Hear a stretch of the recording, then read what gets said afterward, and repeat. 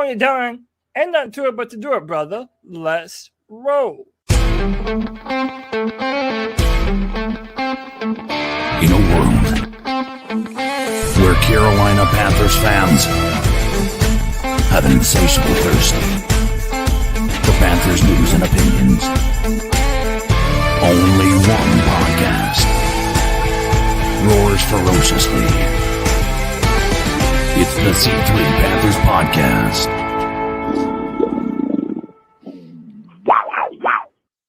Rainy days for the Carolina Panthers as their season may have come to an end today with a loss to the Tampa Bay Buccaneers on the road, 16-14. There is still a ray of hope, though, tomorrow when the Atlanta Falcons play the New Orleans Saints. And if the Atlanta Falcons win this game, the Carolina Panthers, oddly, will get into the playoffs. The Carolina Panthers finished the season 8-9, right? And with a tough road loss to the Tampa Bay Buccaneers in a rainy game, muddy field, tough conditions that led to a slow start for the Carolina Panthers after allowing the Tampa Bay Buccaneers to march down the field on the opening possession, and uphill battle where the offense just slowly got it together. The problem was the Carolina Panthers lost the penalty game in this matchup. 6 penalties called on the Carolina Panthers, and the referees looked the entire other way. The broadcast called it out all day long about how poorly officiated this game was and rigged for the Tampa Bay Buccaneers. It's the C3 Panthers postgame. My name's Tony Dunn. I'm here with my wheelman, Cody Lack. Tony Dunn, I wish I could say that I was surprised, but this is the primetime Panthers. Whenever we're flexing the primetime, we just don't show up. We were the only game on TV, and the Panthers didn't show up. Listen, these fucking referees are abysmal. I am not trying to fight on that front. They were terrible today. But it's also hard for any of us to look at this team and see a winning football team. This terrible off coverage that our defense continuously rolls with, just giving all the cushion in the world for these opposing receivers just to torch us in the biggest moments possible. And then, oh, dude, the PTSD. Dive on the fumble, Bryce. Dive on the fucking fumble. Why would you call a flea flicker in that moment? I don't know, but even still, don't try to pick up the ball and throw it downfield or do whatever. Dive on the fumble. It's embarrassing. It's humiliating. I do not even see a team that's worthy to make the playoffs. I'm going to keep it real with y'all from my perspective tonight. I'm prepared to be very honest about this football team. And I'm happy to be here with y'all boys on what could potentially be the final post-game show of the year. Tony Dunn, ain't nothing to it but to do it, boys. Let's roll. The number is 252-228-5098. You want to hit your roll call real quick, or I'll do it today. Jacob Darf, R5J, D Goodman, D God M, Spivey, DeGoat, Nirvash, Theron Jenkins. Let's see who else we got in here. Jacob Hall, Tucker Keys, WK Soup, Harvey London, Cody C3, Derek Hall, freaking Trips, and we got CK, the man with the golden pipes. Tough end to the season right now, and I know it's not officially over, but this was the final game for the Carolina Panthers. They had an opportunity to take their own destiny into their hands. Tough day, and we were mentioning before the game right here. I mean, before we got on the post game, the Buccaneers really didn't win this game in so many ways, but the Carolina Panthers fought an uphill battle, slow start, but these referees, CK, tough day for the Carolina Panthers when it goes to the Zebras. Yeah, well, it's problematic, especially when they were not just bad officiating, it was game altering of calls, right? We go from being on the 30 of Tampa to now playing 3rd and 17 because of an OPI that wasn't a real OPI, right? And so we erase essentially a 40-yard play that was sent to T-Mac down the field, which was, by the way, a textbook wide receiver run. Like That is exactly how you play that. That is exactly how they coach it. And every single person was talking about the official, the person who was the rules analyst for the broadcast, talking about how that dude needs to get fired immediately because every call he just agreed with when it was a blatant that it was not offensive pass interference. Then you run into that deep pass to Otten that was just literally a hope and a prayer from Baker Mayfield that ball was going to be caught, and it was an inadvertent trip. And it wasn't even, I don't even think it was us. I think he tripped over his own feet. And so those, then you talk about the backwards pass that Rico picked up, would have tried to advance had the official not called it dead right there. And so now we take a 7-yard loss there. Dude, you're talking about game altering calls, like problem calls. That this is something that is absolutely. Do I think the Panthers look like a team that's going to the Super Bowl today? No, not at all. But I think this team looked better than the Buccaneers today. I think they had a better chance than the Buccaneers did. Now, maybe not on defense, but I feel like our offense was a better team, in a couple of, at least in the second half when it mattered. And so I don't know, dude. It's so irritating to me to have a game feel like it came down to officials. And that's just ridiculous. I don't know what you would call that rules official. Was he a Stan? Was he a NFL plant? Well, I mean, look, boys, let's cut the bullshit and jump straight to the point. Was the fix in? Did they just want the Falcons and the Saints to mean something tomorrow so that everybody would tune in and that it's a meaningful game? So that way, the tension can really be up in the air. Because, dude, I'm telling you, like, if that's what we're saying that it looks like, we should say it out loud. There were some fucking egregious calls all day today. And listen, like, I think me and CK are both right. I disagree. I don't think the Panthers looked like the better team between the Panthers and the Bucs today. I just don't agree with that. However, dude, some of the calls by these referees, they threw pass interference on that throw to Cade Otton, and he tripped over his own feet. He tripped over his own fucking feet. And then literally the series before that, they're calling a pass interference on T-Mac. It was absolutely egregious, man. So it's like, a couple months ago, we saw the FBI investigating NBA players and referees. I've said for a while, it's only a matter of time. Is the fix in? Come on, let's just be real. Let's talk about it. The number is 252-228-5098. That's 252-228-5098. Join the show. Call in. Get your calls early and often as we go along. Bryce Young finished the day 24 for 35, 266 yards. Could have had 300-yard passing game if you don't negate that T-Mac catch right there. Really sparked the team in the back end of this game. Had a tough interception. What was that? Second quarter? When was that interception? Let's see. All drives. When did we first quarter, second quarter interception? Yeah, second quarter interception. It was tough for Bryce. Interesting. Dan Orlovsky, I think it was, who was on the call. Is that right? Yeah, he was on the call. Yeah. Was talked about the timing of that throw, that you got to get that throw there faster. And he mentioned something too about the arms, like not enough zip on the ball.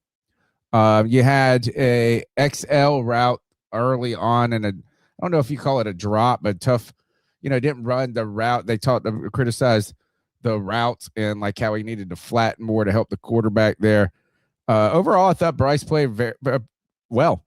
Again, this is 2 weeks. I mean, last week, no passing yards. Somehow the Carolina Panthers offense came to life just too little too late down the stretch. The game started just remarkably slow for the Carolina Panthers. They started with one possession for 6 plays, 0 yards in the first quarter. In the second quarter, they were able to get a punt and a touchdown. I guess that would have been off of a Tampa Bay interception, but the Carolina Panthers couldn't do anything after that for a long while. Nothing. Missed field goal in the third quarter punt, only 2 possessions, slow moving game because the Tampa Bay Buccaneers committed to the run in those conditions.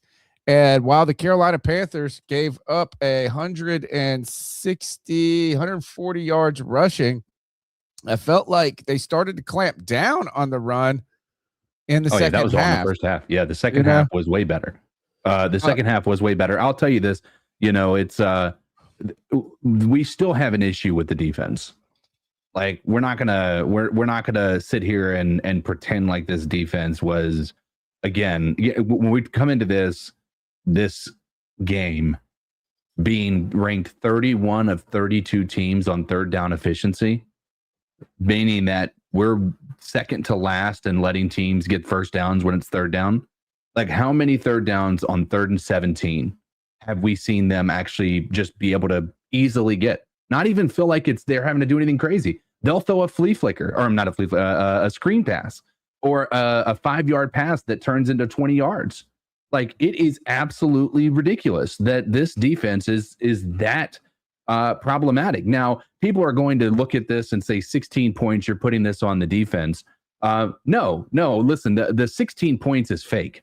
If you watch this game, the Bucs started to play incredibly conservative there at the end of the first and the second quarter, right? So pretending like this team somehow, if the Bucs were trying to air it out, or they had a quarterback that actually could throw the ball down the field who didn't have shoulder issues, because by the way, the play calling to me looked like they were trying to protect Baker Mayfield's shoulder to me. It did not look like they were being aggressive like they were in the first half of the year.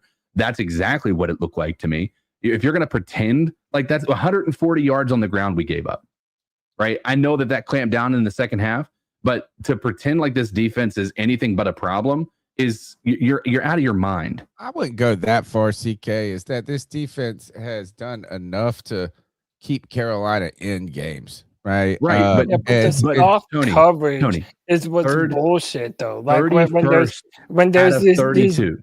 When there are these 10-yard blankets that our defense gives defenders for them to just run right between them, these soft ass zone coverages. Yeah, it's embarrassing, man. Like, dude, if you want to say the defense is the best part of the team, fine. I don't mind that. It just speaks to how terrible our fucking offense is. But I want Rivero gone. I do. I don't want him here next year. I hope either some other team hires him or whatever. We just move on completely. It's not working. It's like trying to fit a square peg into a round hole. I don't like it. I want to do something different. And I think our players probably do too. Tell me what you want me to do this super chats, Tom. Yeah, go ahead and fire away. Vegas Panthers Drew with the $5 says, let's see how great Bryce played if it weren't for XYZ. Gonna be a predictable discussion. I called this outcome after the monster 54-yard game. J Vlog has been a member for 14 months. That OPI on McMillan got me tripping. James EX3 says we fired an offensive coach just to still rely. We fired an offensive coach just to still rely on the defense, and our head coach is too soft to do anything. We need a skinnier Matt Rule. Dude, my lady kitten Sarah with the $20 love bomb says referees need to be investigated, but damn sure did not need to come down to this game, much less depending on Atlanta to win tomorrow.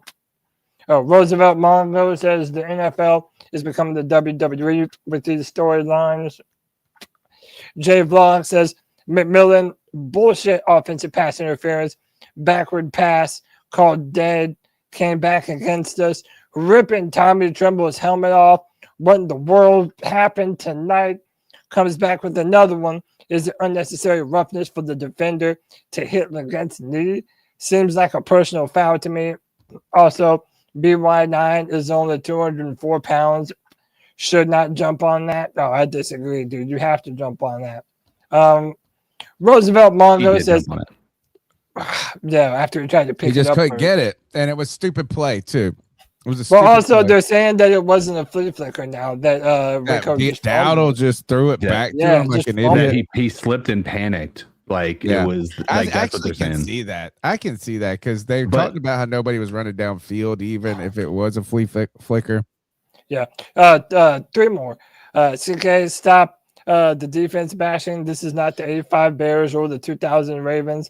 This offense is garbage, and BY9 is not a true quarterback. Dude, I have no faith in him. We haven't even talked about the offense. Your assumption is that I'm only talking bad about the defense. Or listen, I am expressing that we have a defense that is in the bottom half of the league. It is 31 out of 32 on third down conversions. 31 out of 32. Like that is a problem. If you want to pretend like this defense isn't a problem, you're out of your mind. God, stupid Baker with that one play where he ran around. If I felt every time that the defense just can't get home yet. They just can't get home. Yeah. Two more. Mr. Strats, what's up? Strats says, wasn't there a point where we could have kicked a field goal on a 4th in the red? And then 910 Panther fan Kyle for 39 months says if Bryce wasn't so nice, nobody would want him. Ouch. Don't forget that the C3 Panthers podcast and postgame show is brought to you by Underdog Fantasy. You can go to underdogfantasy.com or probably easier, download the Underdog app and get in on the playoff action. It's in full swing. You go to Underdog and use the promo code C3 and you can get a $75 in bonus entries when you play your first $5. Right now, you can go get Christian McCaffrey. Do you want 65.5 yards rushing, higher or lower against the Seattle team? Brock Purdy, 245.5 passing yards, higher or lower. Sam Darnold, 246.5 in JSN. You get him at 99.5. You go higher or lower. You pair multiple picks right there. You place you do higher or lower based on those projections. The more projections you get right, you can flex, or you can go power play, and you can win up to 5,000 times your cash. Go download the Underdog app today. Use the promo code C3P to score $75 in bonus entries when you play your first $5. That's promo code C3P. Underdog, make picks, win money. Must be 18 plus, 19 plus in Alabama and Nebraska, 19 plus in Colorado for some games, 21 plus in Arizona, Massachusetts, Virginia, and President State where Underdog Fantasy operates. Terms apply. See ss.underdogfantasy.com/web/play and get terms _DFS_.html for details. Offer not valid in Maryland, Michigan, New Jersey, New York, Ohio, and Pennsylvania. Concerned with your play? Call 1-800-GAMBLER or visit www.ncpgambling.org in New York. Call the 24/7 Hope line at 1-8778 Hope NY or text Hope NY to 467-369. Oh, you guys want to start with Dave Canales? You want to? Let's. You know what? Why don't we? Dave Canales did say that was a flea flicker, by the way. Oh wow! Did he really?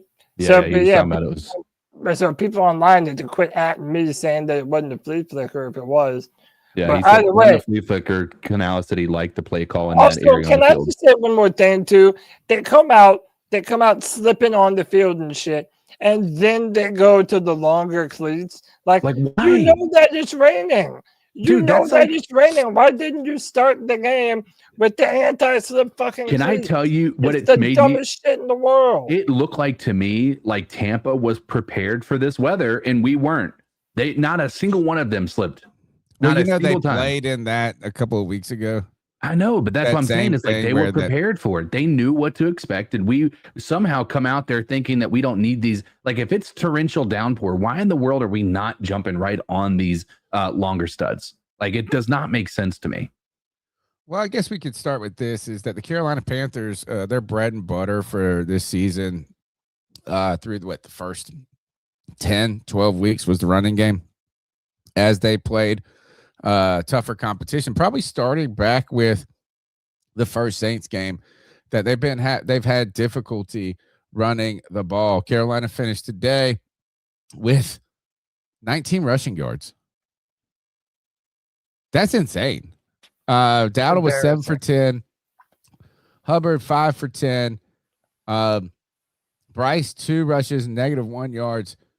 I can't believe this is that they had 14 rushing plays, CK, and in the beginning, it really felt like Carolina was trying to commit to the run. No, they did.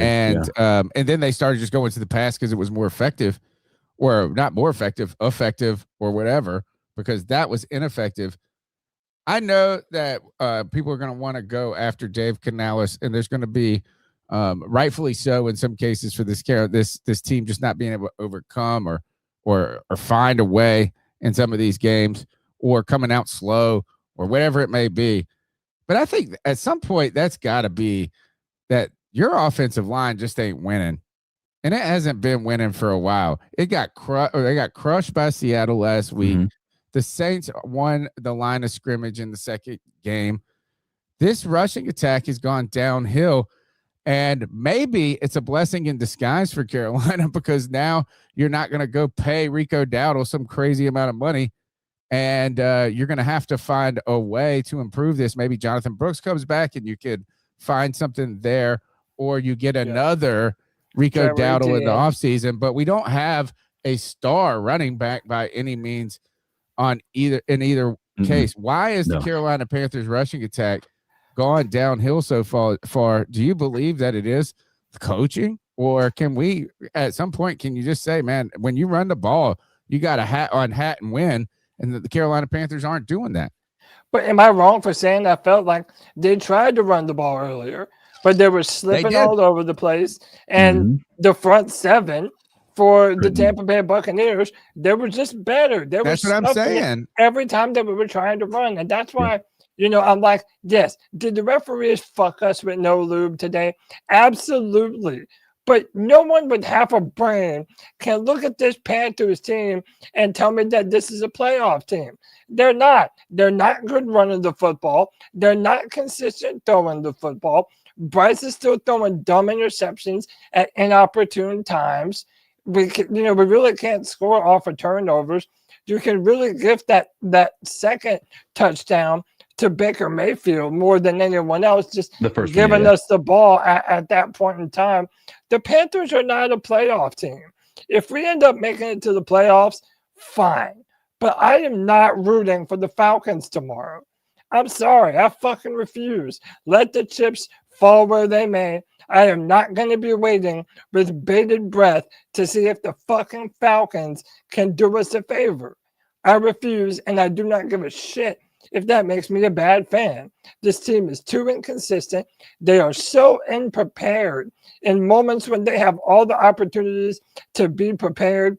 It's so dumb. Canales deserves to take blame, and I will reiterate, there is no connection between Dave Canales and Bryce Young.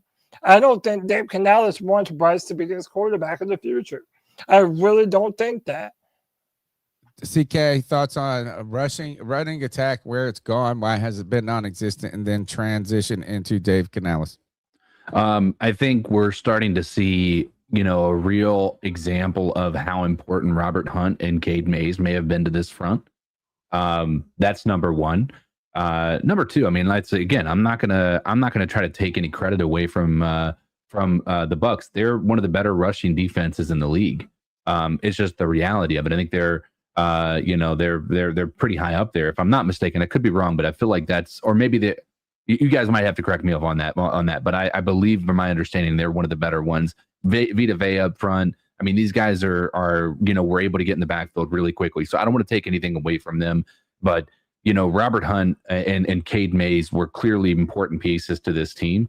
And even though we had some of our best games on rushing without them on the team, I think that we're getting to a point where it's starting to become exposed that we do not have starting caliber offensive linemen out there in Austin Corbett and what is it, Nyman, that was still on the line today. He played? Who played left tackle today? Ike Ekwonu was back. Okay. Yeah, but was back. Nyman was playing for Robert Hunt. Okay. All right. Yeah, Robert Hunt should. I think they should have let Robert Hunt play this game. I think it was too important. But again, I understand focusing on trying to have him available for the postseason if we happen to. But also, I really don't think that he was ready to go. If you watch his interviews that he did in the locker room, his face looks dejected. I don't think that he's healthy. And to be honest, even if we make the playoffs, I kind of don't know if he'll be ready to go. even then. Yeah. I don't know. You And I wouldn't want did, to risk it. Yeah. yeah, I do want to ask this. So TD Mac, he did break Kelvin Benjamin's rookie record for passing yards. Yes. Did TD Mac clinch offensive rookie of the year? Says J Vlog 27. It is going to be 100%. Right now, the odds shifted to Shug. And Yeah. We'll see what happens tomorrow. If Shug has a big game tomorrow, I think he's gonna just I think he's gonna run away with it. I think he has to. You know, he's played 5 less games than Bryce and only had 500 yards less passing. Mm-hmm. And that's still. The Buccaneers, by the way, 7th in rushing defense.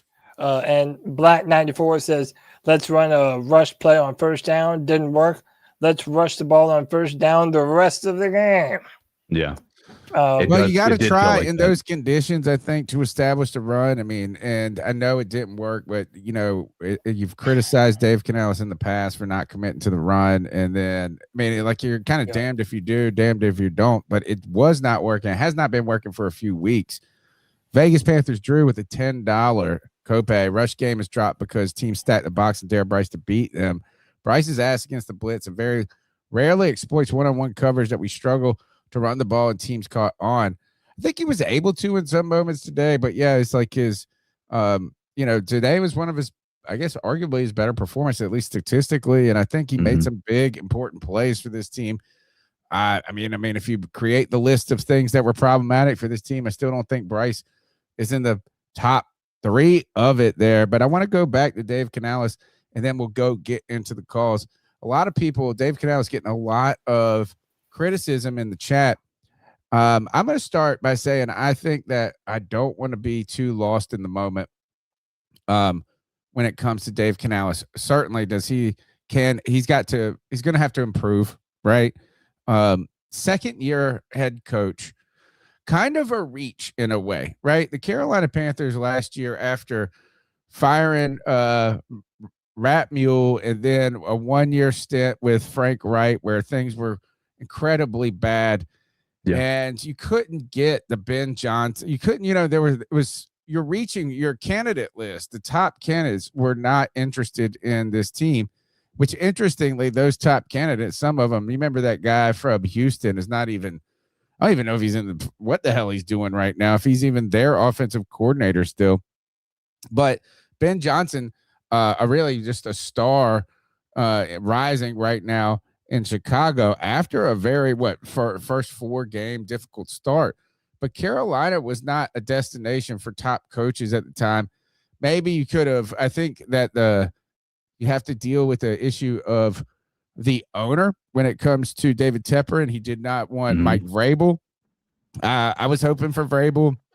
Vrabel's done Vrabel things with the Patriots this year, but Dave Canales, a 1-year play caller, was hired from Tampa as an offensive coordinator largely because his connections with Dan Morgan, right?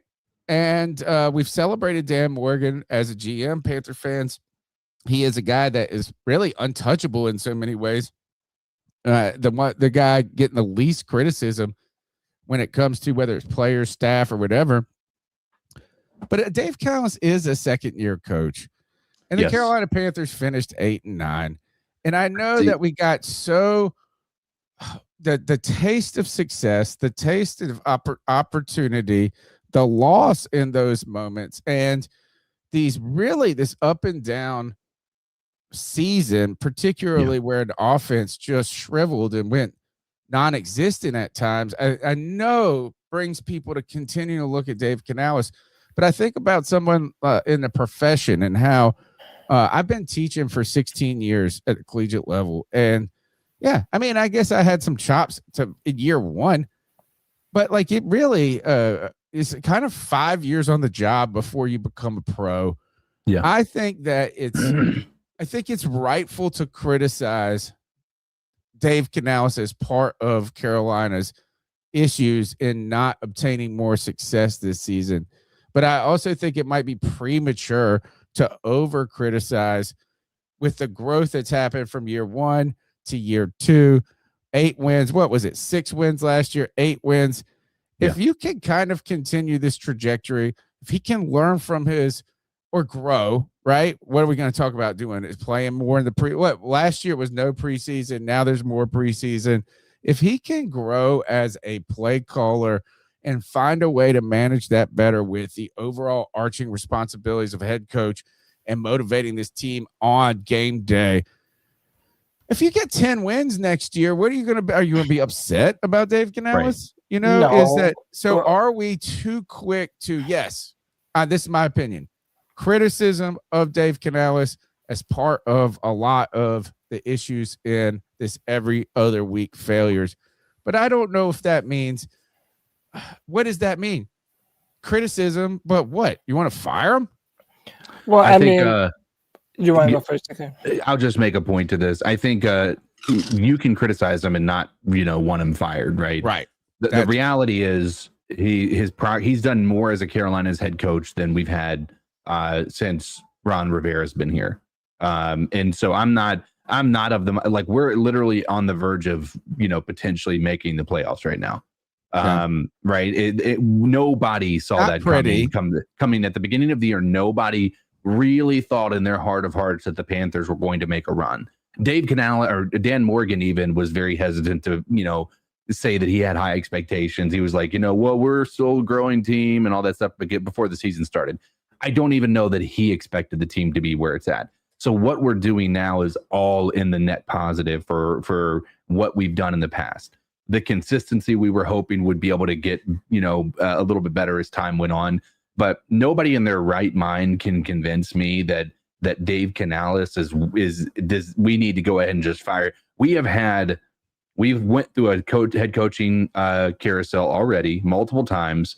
And if you think we're going to get a good candidate after firing 3 head coaches in less than 10 years, you're out of your mind. Dave Canales is going to have 4 years at least, unless next year there is some crazy, horrible start to the season. But he's going to have 4 years, or at least 3.5. It's progress is progress, right? It's hard to not look at the team and think that, oh, we're a better team than we were last year. He did not get the keys to a Ferrari like Ben Johnson did. So there's 2 things that I've said, right? The number of wins that we were able to acquire this year means that you're going to get Dave Canales for another year. And they're probably going to pick up Bryce Young's 5th-year option. But could also, you not just play him in year 4? No, well, you don't have the 5th-year option after that if you do. Yeah, right. So then you have to make a decision on Bryce next year, which, to be honest, I think they probably would want to do anyway. I don't even think they're going to want to wait 2 years to decide if they're going to give Bryce Young a max contract. Yeah. But I also understand why somebody would not be very excited about the prospects of either of those 2 coming back. I see how, for example, on the broadcast, they called out that they never put Bryce Young under center. They leave him in shotgun, and the team knows the defense knows what they're going to do. They know when they're going to pass. They know when they're going to run. Whereas that play action from under center, whenever Bryce has done it, he has been successful doing it. So I understand the people who say that Bryce Young doesn't always get put in the best positions to succeed by Dave Canales. I do think that there is some truth to that. However, on some of those downfield passing attacks, I don't feel like Dave Canales has a lot of faith in this offense as it's currently built and on his quarterback. That's why you have a ton of people in the chat room right now saying that Dave needs to have his own quarterback that he picks. And I can't blame someone for thinking that at this point in time. I don't have a lot of faith in that duo going forward. Maybe they can, maybe win the division next year. But the Saints, the Falcons, and Tampa, they get to have an offseason too. They're going to reload. They're going to do everything that they can to fight for this division. And I just don't know that this quarterback is where it's at. And Dan is going to really have to start making better play calls, because the fact that you have people wanting Brad Idzik to be the play caller now defeats the entire purpose of hiring an offensive-minded head coach to be your play caller. Just for him to give it up to the next man up, that makes no sense. And by the way, my final thought, what does Brad Idzik even do on this fucking team? He's an what you offensive would call a coordinator. passing What does he coordinator in do? sense. I mean, like I don't think entirely that having a offensive coordinator negates the value of an offensive head coach. And the reason I say that, I might have been getting choppy there. I don't think that having an offensive coordinator with an offensive head coach negates the value of an offensive head coach, because if that offensive coordinator does rise and become a star, you still have the fabric and the structure of an offense to continue to build. And what you could do by having an offensive coordinator with an offensive head coach is the head coach could come in and give him really his keys ultimately to what he thinks the offense should be like on any given Sunday, or the vision for it. But the individual, the play calling itself can be vetted ultimately and carried out by somebody who he believes in, where he can then look at the overarching part of the game.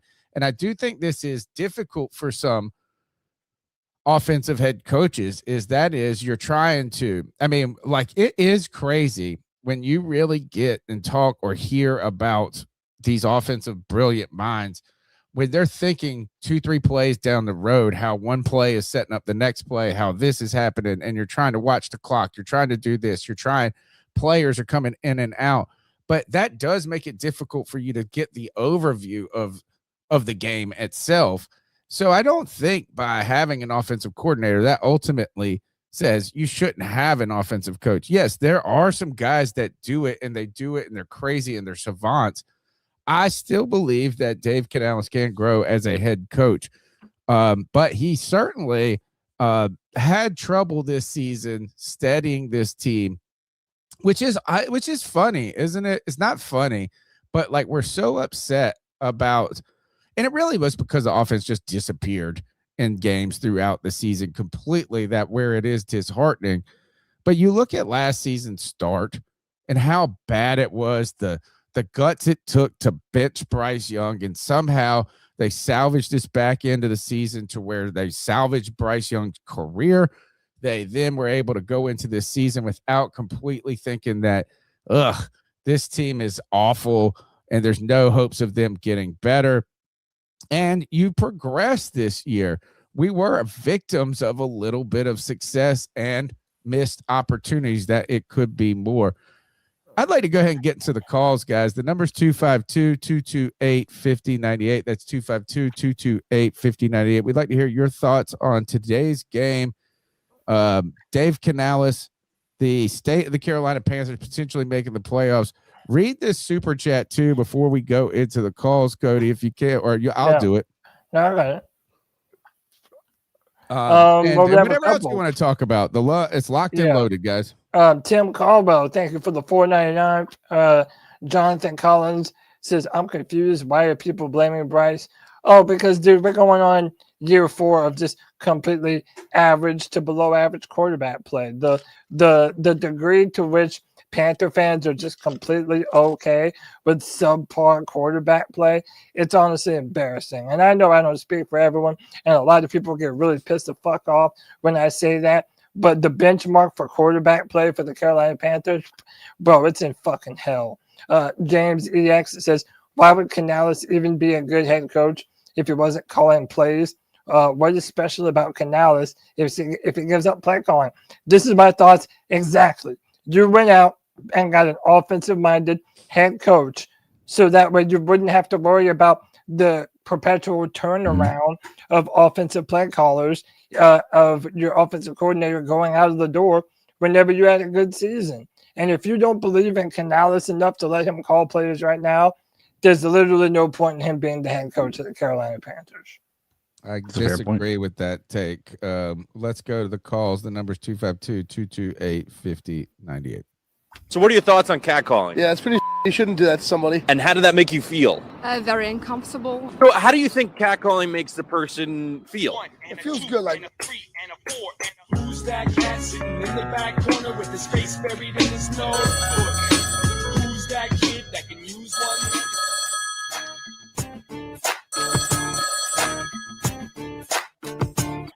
What's up, y'all? It's Lucas from Bar City. You know, at the end of the day, this was a positive season. I've been a fan at the lowest when we have won like one game. You know, just 3 seasons ago, Bryce's rookie year, we only won 2 games. You know, we won 8 games this year. We were fighting for a playoff spot. We are moving upward instead of downward. And I hope Panther fans, I know a lot of Panther fans are going to be really negative tonight, but look glass half full. We can actually look forward. We can look towards next season instead of dreading it. Keep pounding, go Panthers. Thanks for the call. Let's go to G. Cavassier. Broadcast Brothers, G. Cavassier. What up, G? I am pissed. I'm pissed we lost that game. We shouldn't have lost that game. Y'all seen it. The refs fucking screwed us. They screwed us so damn hard, man. Oh, my God. Y'all seen that damn play with damn Tommy Trumbull. The dude ripped his damn helmet off, man. They ain't called nothing. Then the next play, T-Mac got open. They called pass interference. Like, get the fuck out of here, man. Yeah, the refs screwed us on this one. So, we got to ride with damn Atlanta tomorrow, man. Go Falcons. Even though I didn't want this shit to end this damn way. I really didn't. I refuse. I tell you what, that fourth quarter, them boys was coming, man. I mean, T-Mac did an amazing play. He got over 1,000 yards this season. And Jalen Coker, oh, my God. What a damn touchdown. It was beautiful. And shout out to Tommy Trumbull with the other touchdown, man. I'm telling you, Tampa did not win this game. The refs helped them motherfuckers out so much. Y'all seen the shit. Y'all seen it. Even the damn commentators just like, that's not a damn penalty. I'm like, come on, man. And that shit should be like under investigation and people should be held accountable. And I ain't trying to hear what Vegas has the Buccaneers win. The fuck what Vegas is talking about. Everybody knows Panthers should have won that damn game, man. And then on top of that, the damn field was horrible. It was slippery as hell, man. I mean, it was a should have monsoon. made that damn kick. You could tell his left foot fucking slipped. And Rico did not play a good game. He had a couple of good plays, but the first two quarters, he played horrible, man. So, well, go Atlanta tomorrow. Go Falcons. The Falcons beat the faggot-ass fucking Saints. Be the NFC South champs, y'all. Keep pounding. Let's talk about the refs, CK. There were four pivotal calls in this game that hurt the Carolina Panthers. Well, I am rarely a person that likes to say that the refs cost the game, right? Is there going to be missed calls? There's going to be calls that go your way in certain cases. Yeah. There are moments like, I guess if there was a pivotal call in on the final drive, I could say, I think it's a little bit easier for me to say that the refs missed this, caused the game, because the Carolina Panthers are still down despite these calls happening. But the G brought this up, is that those were back-to-back problems right there. The missed call on Tommy Tremble, and then not only did you not it's almost like this is that they should have overlooked, if you believe that was like that rules analyst, that it was too egregious of a push, like he was just too strong. And I don't know. I mean, it feels like you get to engage in the first 5 yards, and that was early. So if a defender gets to engage, why can't you bust their ass?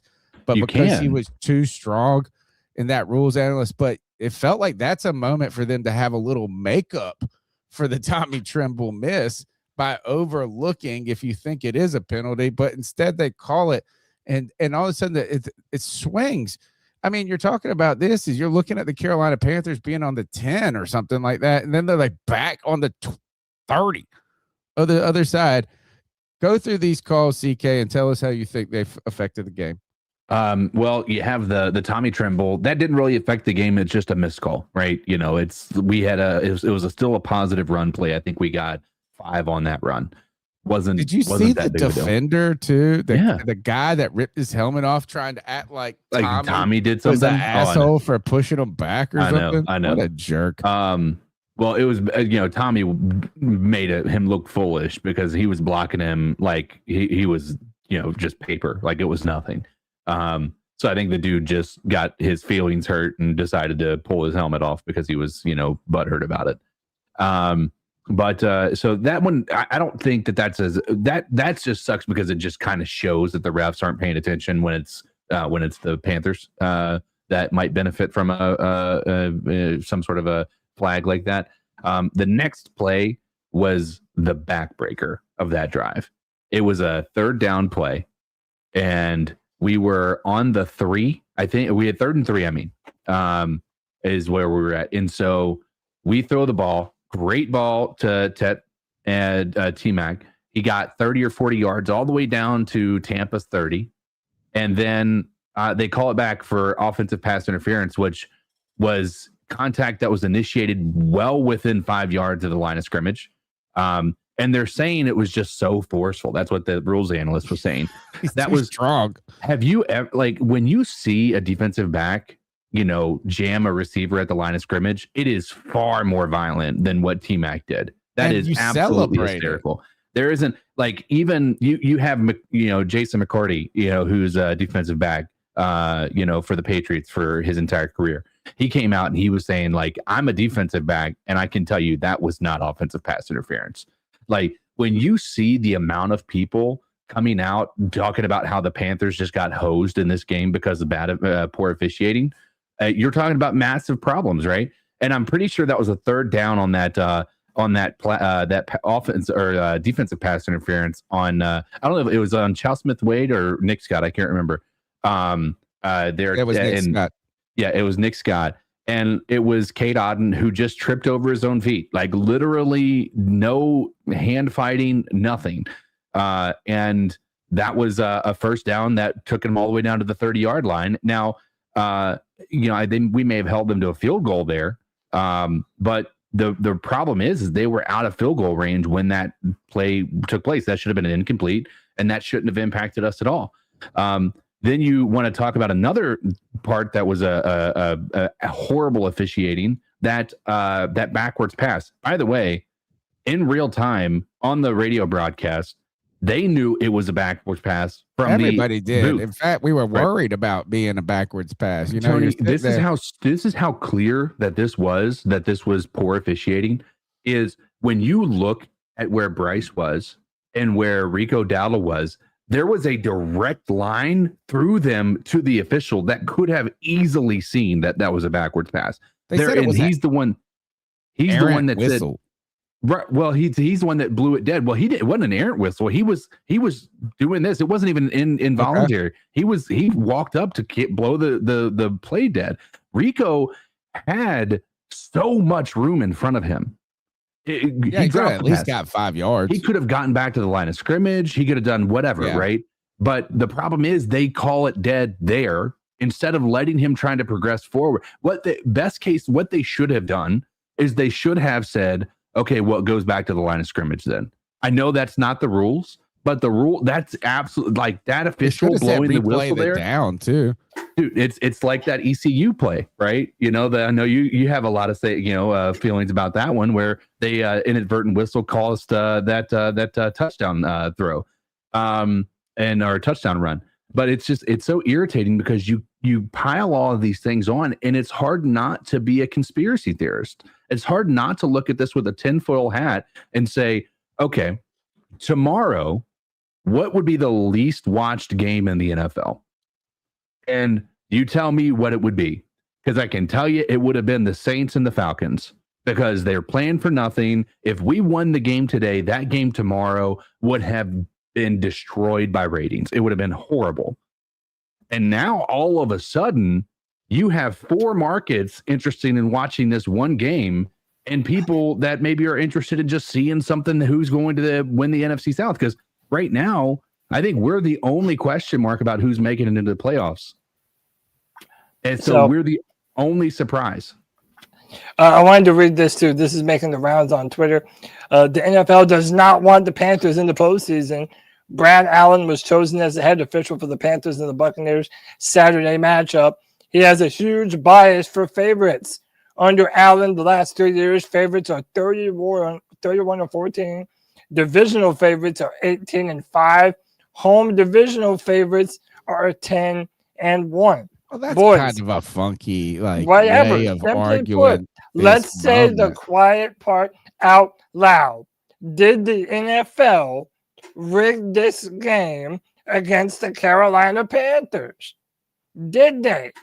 Everyone in the chat, put your yes or no, man. And I'll put a poll up here in just a minute. Jonathan Collins says, Cody, Bryce has improved every year in every category. Wins, yards, touchdowns, completions, percent, game-winning drives. What more do you want? Someone who can throw the ball in bad weather. Somebody who can not throw the ball 3 yards in front of a wide open receiver, making them have to extend all the way out for a pass that should be an easy completion. Dude, there's so much more. Bryce has had multiple opportunities in 3 years to win over the majority of the fan base, and yet you still have a ton of people who see the same thing that I see. He is not a game-changing franchise quarterback. I'm sorry. I do think his height is a detriment, right? I don't think that Bryce is in. I mean, he's made important plays. Yeah. It's just is that can a smaller person succeed in the NFL? Yes. Right. But it's not to your advantage. And I think that some of the problems is Bryce kind of gets muddied in that pocket sometimes. And that also, prevents him from maybe, I mean, and it's not that he's making mistakes all the time. I mean, Sam Darnold's throwing stupid ass. And by the way, it did not take Cam. Sorry, I'm responding to individual people. It did not take Cam Newton 5 years. He was the offensive rookie of the year 1. In 2013, the Panthers made the playoffs in his third year. And then in year 5, he was the MVP. Sorry, bro. And then they reeled off three division championships. And on top of that, not remotely the same. He could also run a QB sneak. And let's just be straight honest, is that the Panthers leaned on Cam's physical ability to not invest in the offense. They, you know what I'm saying, is that they didn't go out and get a number 1 wide receiver. They didn't go get 2 first-round wide receiver picks.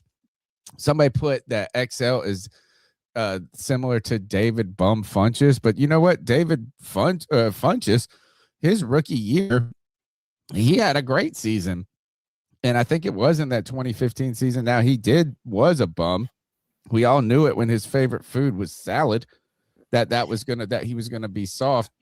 But Carolina did not invest. Look what they did for, and I'm not saying did for Bryce. They did the right things. Right. And that is invested in the Panthers offensive line 2 years ago, right? And that made a significant difference. Then they're starting to put weapons in. The Panthers did a disservice to Cam in so many ways because they could. You had Byron Bell at left tackle. You have fucking Khalil at left. I mean, they fucking Cam Newton did more with less. Yes. I'm a firm believer in that. He did more with less. He had a better arm. He had more energy. He was better on the microphone. He was better getting the fans into the game. He was just better all around. I'm sorry, man. And look, I know people disagree with me. That's the great thing about being a fan. Especially over here. No one can disagree with that. Especially over here at C3. We don't tell people how to be a fan. You disagree with me, that's fine. But I'm not going to pee down your leg and tell you that it's raining. I do not see a franchise quarterback in Bryce Young. We have had 3 years to see it. I don't see it. And I'm really not excited about the prospects of him next year as well. Maybe I'm wrong. Mr. Elevation says, do you really want to see the offense next year? Jonathan Collins says 266 yards, 2 touchdowns in monsoon weather. But, dude, let's not pretend like the rain didn't stop in the second quarter when Bryce threw that touchdown pass. Half. Yeah. Yeah, second half to T-Mac. Like, come on, dude. He's another Tua Tagovailoa. He does not push the ball and drive the ball well in inclement weather. And that has been proven in 3 different games this year for Carolina. Last one, CK. Mr. Elevation says 54 yards at home with no crowd noise is all you need to know about Bryce. So it's not just me, man. There's a whole half of the fan base that does not believe that Bryce is the answer at quarterback. You're the part, if I were to play, because as you guys know, I wouldn't call myself a Bryce Young apologist, because I will say that Bryce Young has been less than he has not been the game changer you would, using Cam's words. He hasn't been a game changer for the organization. Right. And with that being said, the problem I have with a performance like today, right? Tony, you're absolutely right. Like, Bryce Young is probably, if we were having a list of 10 things that we would blame as the reason for this loss, he's going to be 8 or 9 on that list. Yeah. Right. But the problem is that it doesn't feel like he's had 2 games this season that he's taken control. Right. You have that Atlanta game where he threw for 400 yards, and you have that Rams game where he had those clutch fourth down touchdown passes, and arguably like this is his 3rd best performance. Yeah, and so my part of this that I think that I still think Bryce Young is, again, I agree with you. I think he is not, like, out of the reasons that we're going to put on the list of things that we're worried about with this team, he is not at the top of it right now. Like from today's performance, but I do wonder if his ceiling is going to be a problem, and I think that's fair. Yeah, I think that's a fair statement. I think that is the more not reasonable way, but the less visceral way of saying what the anti-Bryce people are trying to say, in a sense. And really, I just think this is that if that's the case, CK, is still not the case that the Carolina Panthers will be better moving on next year from Bryce. Like, I just don't think that. It's like, I don't like whether or not you think that Bryce is. I mean, first is like, I think it's hard to say he's a dude, right? Like, I mean, it's like he's shown moments. Like, I mean, like, he's made some he made some good plays. I think he showed a lot of mental fortitude. I think he's been so resilient and tough. And he's not been injured. You know what I mean? There's so many things.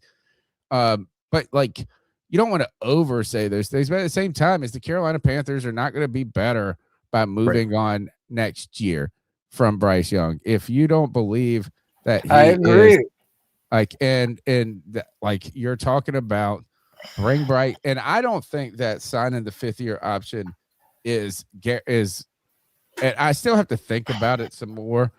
But I don't believe that is like, they might do it.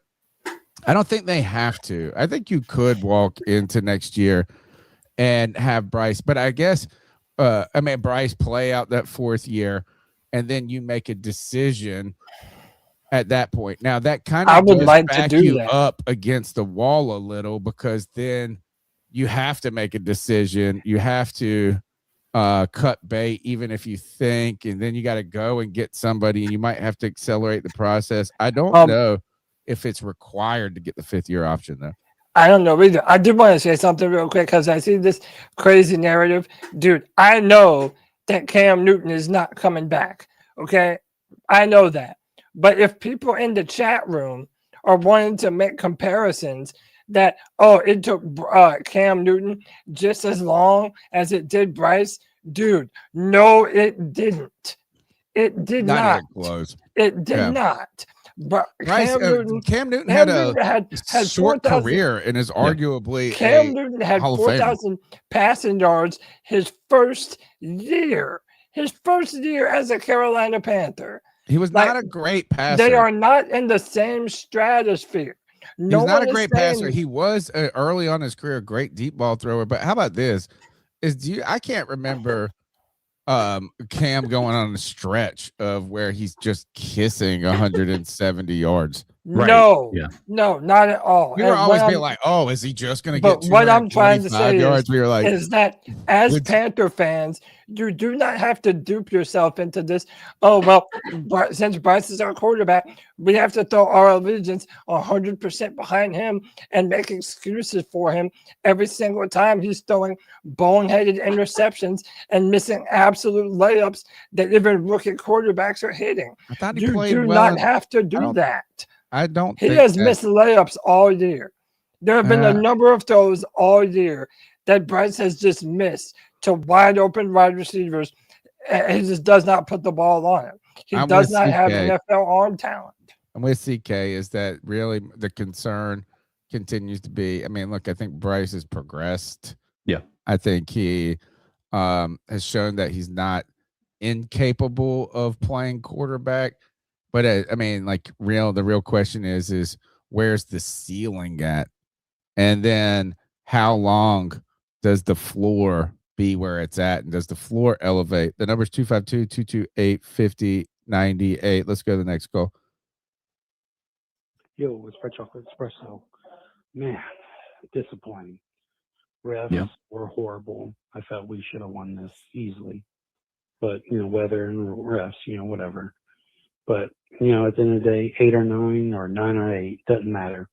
Because once you're in the playoffs, it's 0-0 for everyone. You know what I mean? Amen. I think we can actually compete. I don't think we can win, but I think we compete. So I'm telling you right now, Cody Lack, you go Tell to your him. fucking closet. You go to that closet. You Tell him. pull out that Falcons jersey you had as a child, and you put it on tomorrow. You put that Falcons jersey on. You understand me?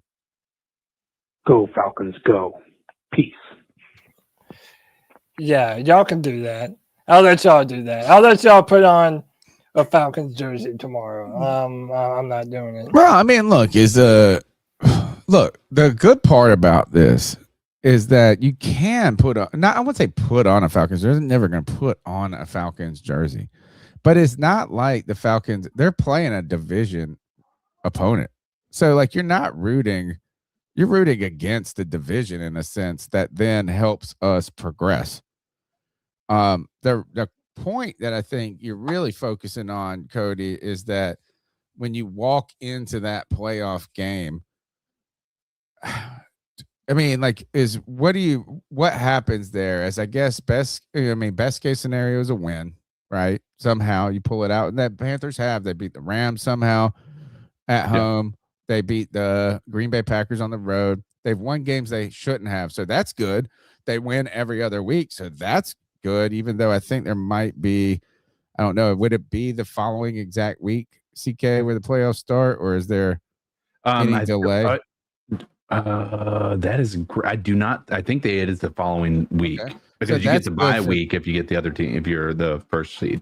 I could be wrong though. For the timeline, the second best scenario is that the Panthers lose in that game, but you get some growth. You get a little bit of last minute optimism, maybe more about Dave Canales, Bryce Young, or something.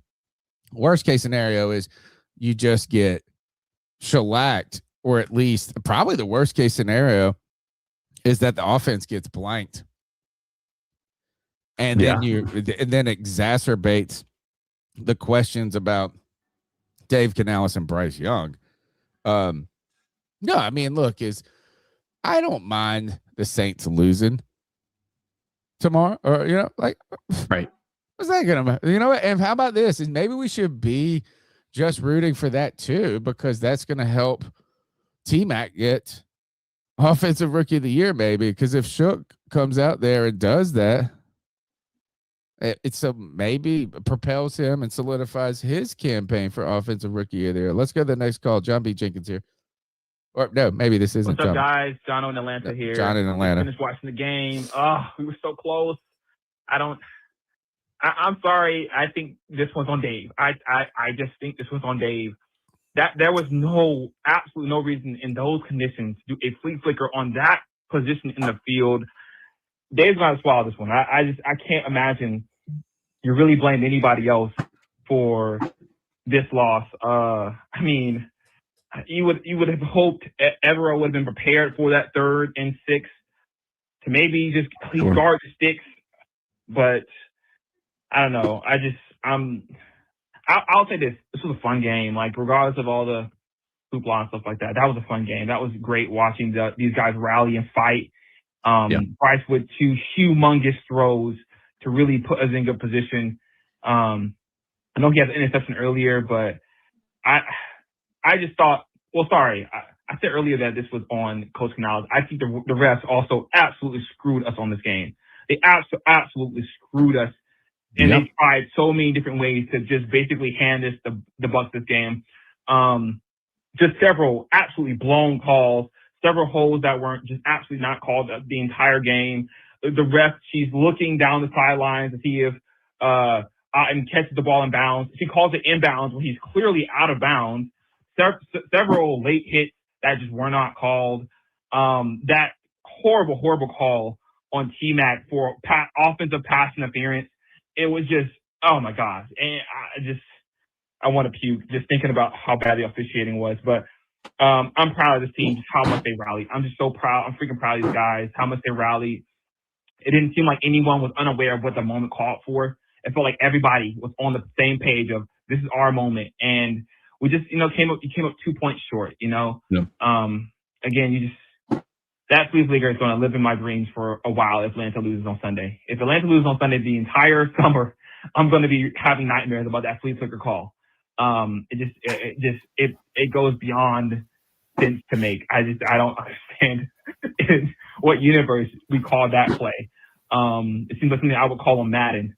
But love the podcast, love the team, proud of them boys.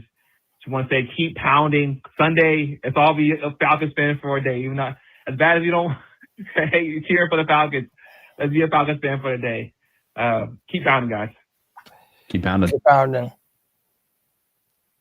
Let's go to the next goal. C3. Panther Nation, that's your boy Preston from Hickory. Well, boys, I guess we're rooting for the Falcons. Damn. Maybe. We're Falcons fans tomorrow. The refs fucked the shit out of Not all. I'm not going to put it all on the refs. That first half with the rain, it was a little bit sloppy. Yeah.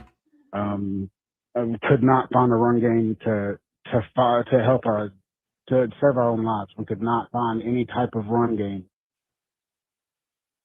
So the first half, that's where we looked sloppy. It was sloppy out there, and we looked sloppy. And then third quarter, the refs thoroughly fucked us.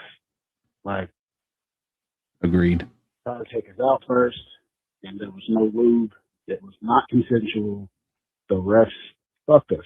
That pass interference, the offensive pass interference, which, by the way, came after, literally a play after Tommy Tremble got his entire helmet ripped off, which most definitely should have been 15 yards. Definitely should have been a pass interference. Not pass interference, a face mask. Most definitely. Personal should foul, have right? Been a flag been thrown on that. The play after that, we get a pass interference, offensive pass interference, and then Nick Scott accidentally gets his feet tangled up with Cade Otton on a play, and all of a sudden, that's pass interference. In what world is getting your feet tangled up pass interference? He didn't trip him. Yeah. The guy literally tripped because they got their feet tangled up, and they called a pass interference. The refs fucked us. That's just what that is. The refs fucked us. Third quarter, yeah, I know. I get it. We don't want to blame everything on the refs, but and then that flea flicker, I don't think that was a smart play call. The flea flicker was not a smart play call, especially with the foot and everything. That's obviously a soggy fucking field. Why are we running the flea flicker? 2 points. 2 fucking points. So now we're Falcons fans tomorrow. When is the NFL? I don't know. I'm very disappointed in our Carolina Panthers, boys. Keep pounding. Yeah. When is the NFL going to get over their ego and learn to pick up a flag?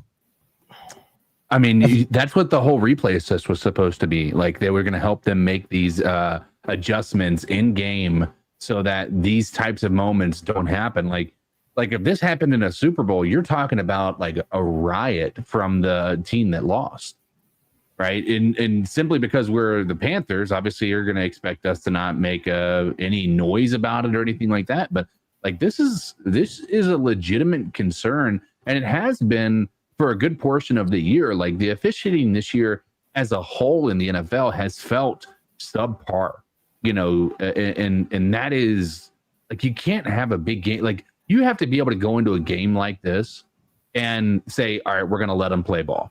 You know what I mean? Like, Feels we're not like ego though, like as in that if they pick up a flag, right, that they feel like it undermines the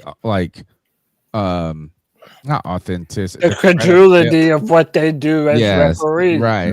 But Tony, like again, this goes back to what I posted earlier. Like you didn't seem to think that it meant too much, but when you have a referee who is notorious for making sure that the favorite team wins, but Tony, they're not making sure. You can't say that they're a favorite when the favorite wins like 37 to 14. Yes, that's the odds probably of favorite. But Tony, look how heavily involved gambling is with the NFL now. Like the sports book, it's all over. Like I guarantee corollary. You, in the coming years, there is going to be a scandal about referees helping fix certain games.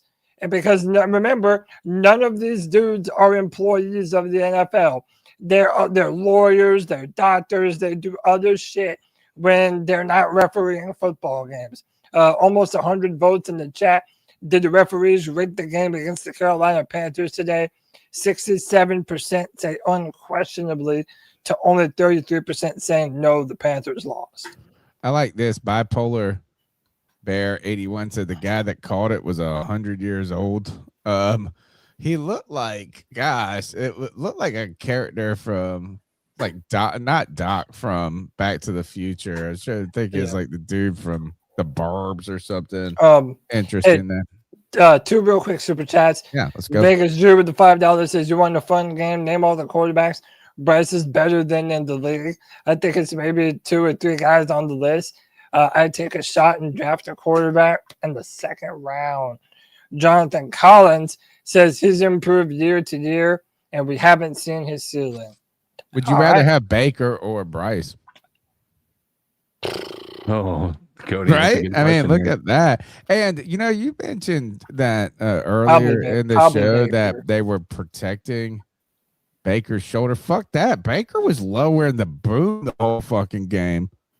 I'd probably take Baker. I would probably take Baker over Bryce. Maybe because of the development part already or something like that. I think I've seen more from him, but I mean, I'm not. That's not. No, it's not like we're not jumping for joy, but like, I mean, you could argue that as a question is like, who is Bryce? Is Baker positioning the Bucks better than Bryce is the Panthers? I think Bryce. I agree with Eddie Martin. Baker at least has arm talent. I don't think Bryce does. The bazooka is not always the determinant of success, but it does help when windows close, right? I mean, right? I don't know. I'm with CK and I are the same. Is like, look, I'm the only person last week maybe that said Bryce isn't in my top 5 problems of the team, and he had 52 passing yards. I know that sounds fucking ridiculous. But I don't think that means that he's like incredible, but I don't think that right now. I know that the issue or the answer is not moving on from Bryce Young. The number's 252-228-5098. Next call. It's showtime. Lou from Fort Myers, and I guess me going to work doesn't guarantee us a Panthers win because we just lost by 2. And I'm really questioning what the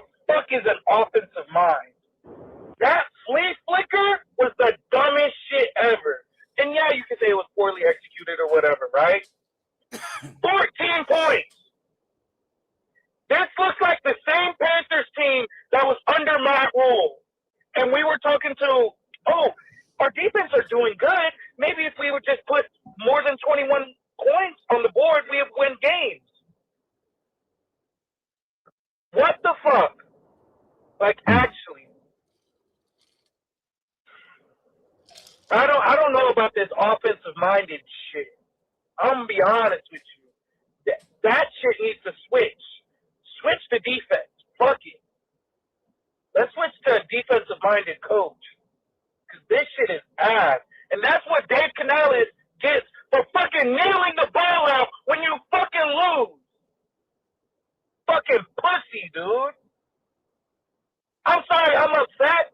Yeah, we still got a chance to make the playoffs, but that's not how I want to make the playoffs. Nobody should want that.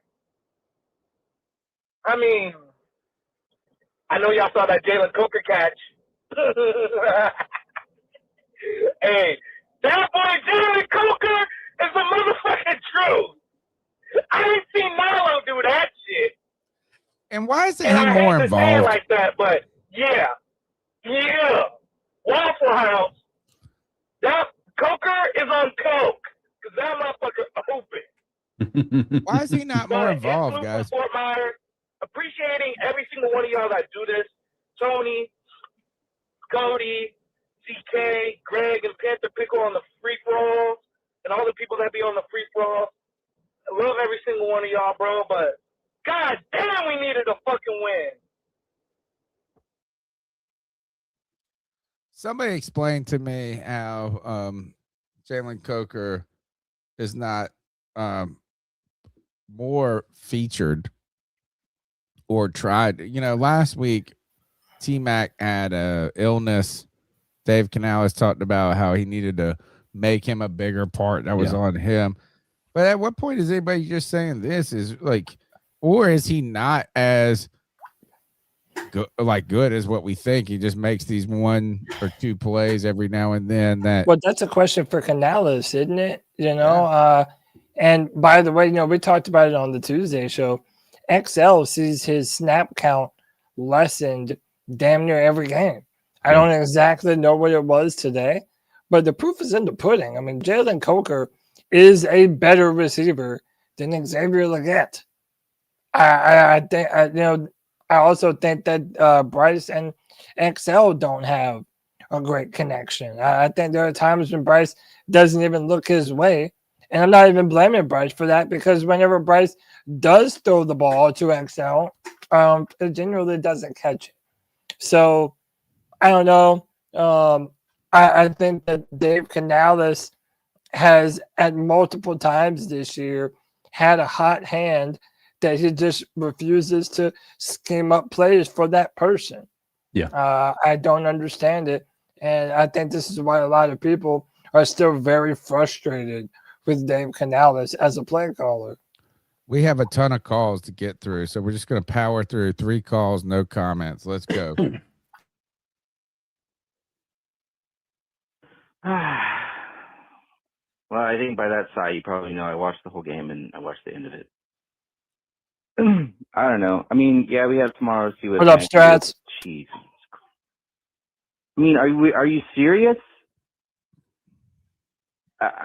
Listen, if we break this all back down and if we go back to the beginning of the season and we look at our expectations then and look at what our expectations are now, they have clearly changed. Yes. The beginning of the season, we're looking through it. We're looking going into the season. We're seeing this team actually do suck to begin with, and then start to maybe kind of find a little bit of their own and kind of start to do well. And our expectations kind of shift a little bit to, well, you know, if we went 500, that'd be fantastic. If we won like more games than we won last year, that'd be fantastic. And we did, and I appreciate that. But you had like 4, 5, 6. I won't say it, opportunities to finish the season. Oh my God, you have to learn to get over this hurdle. And if you do not, you will always succumb to this. It will always, the interdivisional rivalries and things like that. Like, You gotta win a game against the Bucks. You have got to next year win a game against the friggin' Bucks. Well, we beat them the last time. I don't even know. Well, I guess we'll wait to see what happens. Coach Canales, kick a fucking field goal every now and again. God damn it. The statistics are not, your statistics are wrong. Let me just tell you that. You're wrong, and your statistics are wrong occasionally. In this case, they were. Kick a fucking field goal. Bye. Next call. Yo, this is your favorite Bucks fan, Tobias. Oh, hey, Good game. Tobias. My takeaway from this game was I can't believe I found a team that's worse coached than the Bucks. That your Panthers are a poorly coached team. As we can see, yeah, Bryce threw a pick that he was late, but the man can throw deep. Let him throw it. Canales is in over his head as a head coach. Keep this, guys. When he was the OC for the Bucks, that was the first year he ever called plays. He was in Seattle 12 years, but Pete never let him call plays. I'm sorry. He's That out was there the fucking only around. team that he interviewed for was the Panthers when he was interviewing for a head coach. Why call? I know Bryce should have jumped on a fumble. But my thing is, why call a flea flicker in the first place? You're moving the ball. You don't need any tricks. Yeah. And I think when people start having referendums on Bryce after every loss, here's the thing. There ain't but a couple of franchise quarterbacks. Most of these quarterbacks are starting quarterbacks. And that means you don't have to break the bank for these people. Could he have been better? Yeah. He gonna miss some throws? Yeah. But it's like when they let him play free and under center, look what he was doing. And I just think you guys are poorly coached on both sides of the ball. I forgot to say this. That third down before the Bucks iced the game, guys, you got to know the situation. They were going to throw the ball, and I'm thinking to myself that. Yeah. But, hey, we'll see what happens tomorrow. You guys did make market improvement over the season, for the past 2 years. You guys got some good young pieces. Have a good one, gentlemen. Thanks, Tobias. Let's go to Chuck from Elizabeth City. Well, guys, Chuck from Elizabeth City. I guess the NFL got exactly what they wanted. They get their game tomorrow. And knowing the way the NFL will be, the Saints will probably win. And I know if Atlanta wins and we're in, we're going to get trounced because we got a losing record. But no different than if the Saints win tomorrow and Tampa goes in at 8-9, they're going to have a losing record. So, like Baker Mayfield and the Tampa Bay Buccaneers, we go in just to make them sit on the damn couch. Now, a lot of things in this game. Number one, Tommy Tremble had his helmet removed. Should have been a penalty. No call. Yep. Rico Dowdle on that one play where it could have been a backwards pass. He picked it up and he blew the whistle. So right there, if that is going to be a play that is a backward pass, which is like a fumble, he should have been able to run the ball. Blowing the whistle down, you call it a pass. Should not be penalized at the very least for 6 yards. Doesn't sound like much, does it? But on that drive, we missed a 50-some yard field goal. Those 6 yards are the difference in 3 points. Number two, T-Mac on that push-off when he caught the ball, that is not pass interference. He did it within the first 2 yards. I have seen too many plays in this game where the refs just determined. And when I saw that geeky-ass face of that head referee, he's always never reffed our games well. Never. So I've never even seen him, to be I know honest. Bryce had a pick. It's a shame that Dowdle did do the toss back on the flea flicker, which is a terrible call, but not much you can do. Because if we come away with some points there, maybe the game's different. But I don't know what else to say, guys, but it just seems like the league really keeps us down. And I'm rooting for Atlanta tomorrow, because screw it. I'd rather see us on TV next week take a beating than Tampa Bay get in and claim a 5th straight title. Time to get the title from them. Go Atlanta tomorrow. Keep them on. All right, let's keep rocking. Hey, Rob. Go ahead. No, we just got a couple really good super chats. I wanted to read real fast. Kyle 910 says when Bryce comes out with a WNBA jersey on, awesome. Brian B89 says need to know who on the panel is paying Bryce a big time contract to be a starter moving forward. I'm not. Not this dude. Bro, shout out to our boy Lou, man. Says, and again, We are asking, why didn't he jump on the fumble? Something in the Carolinian water. Hold on, there's bro. a I think we got one separate- more too. We got to talk. Yeah, it's from Jonathan. We'll say this real quick. Everybody is so fatalist tonight, LOL. We are 8-9 talking playoffs. Whole team has improved. Franchise players all across the field.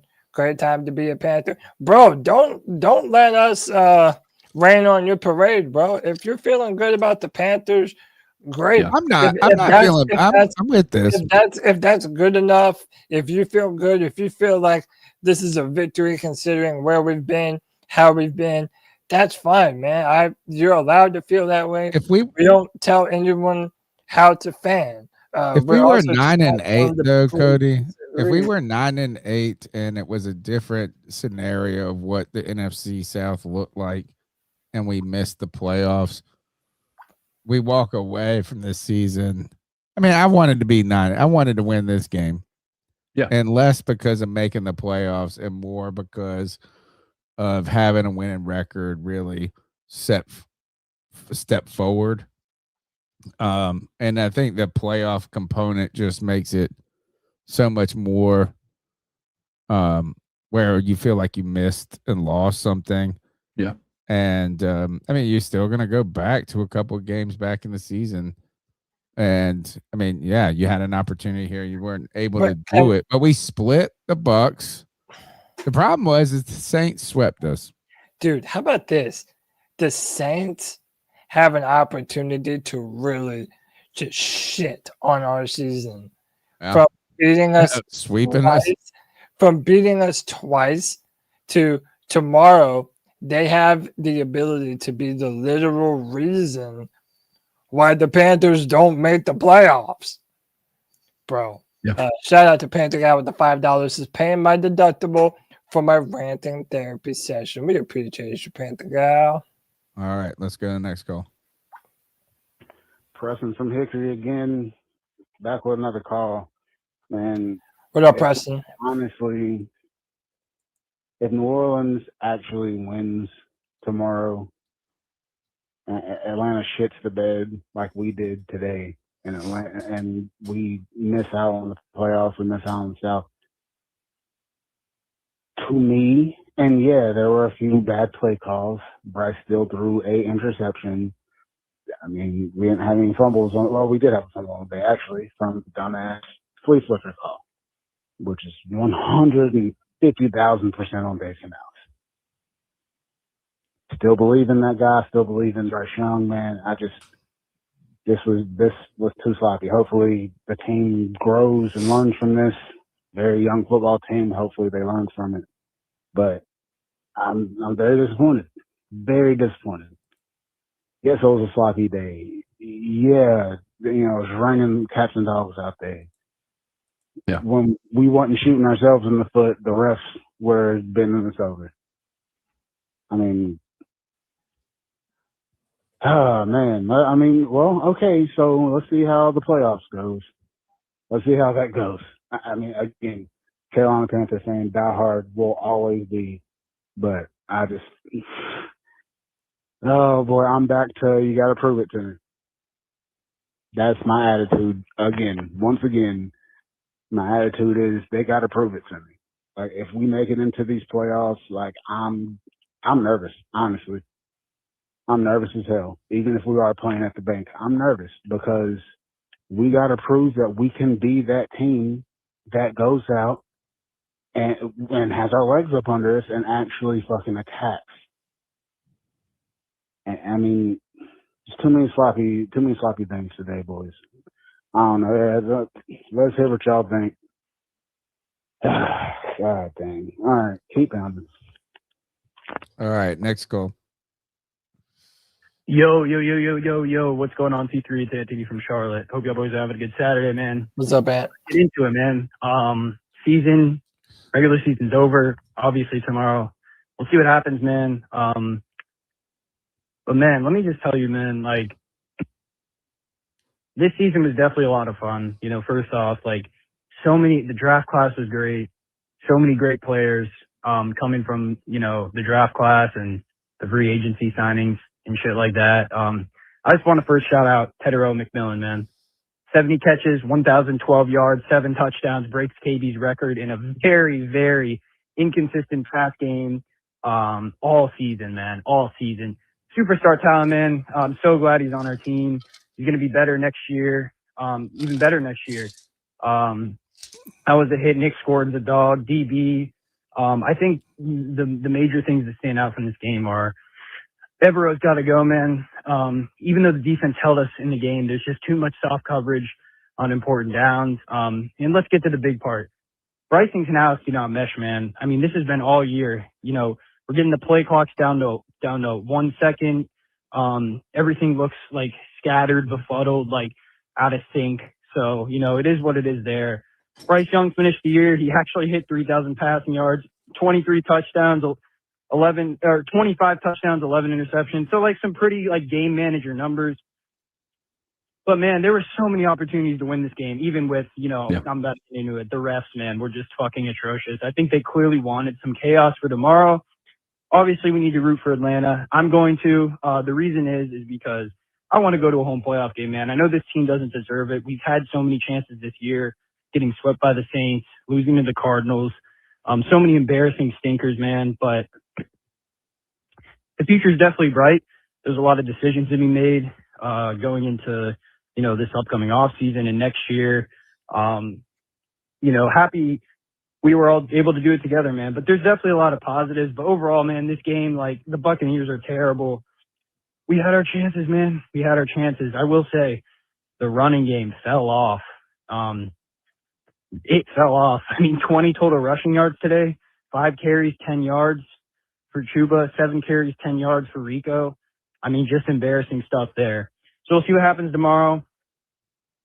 The NFL, I feel like, clearly wanted chaos. We'll see what happens. If it doesn't go our way, then, hey, man, all we can do is sit back and be like, hey, we reached 8 wins, first time since 2017. You know, we got out of the 7-win mark. And if it goes our way, hey, man, we get to host a playoff game. And, like, even if we get embarrassed or who knows what happens there, we still got a young coaching staff. There's a lot of question marks, man. Definitely an embarrassing game, but there's definitely a lot of positive. All right. Thanks. That was Hey, real quick, if you're someone in the chat room who wants to call everybody retarded and stupid, and you're surrounded by dumb-dumbs, Black Angel Productions, bro, if you don't like what we have to say, then make your own fucking podcast, dude. We let everybody say whatever the hell they want.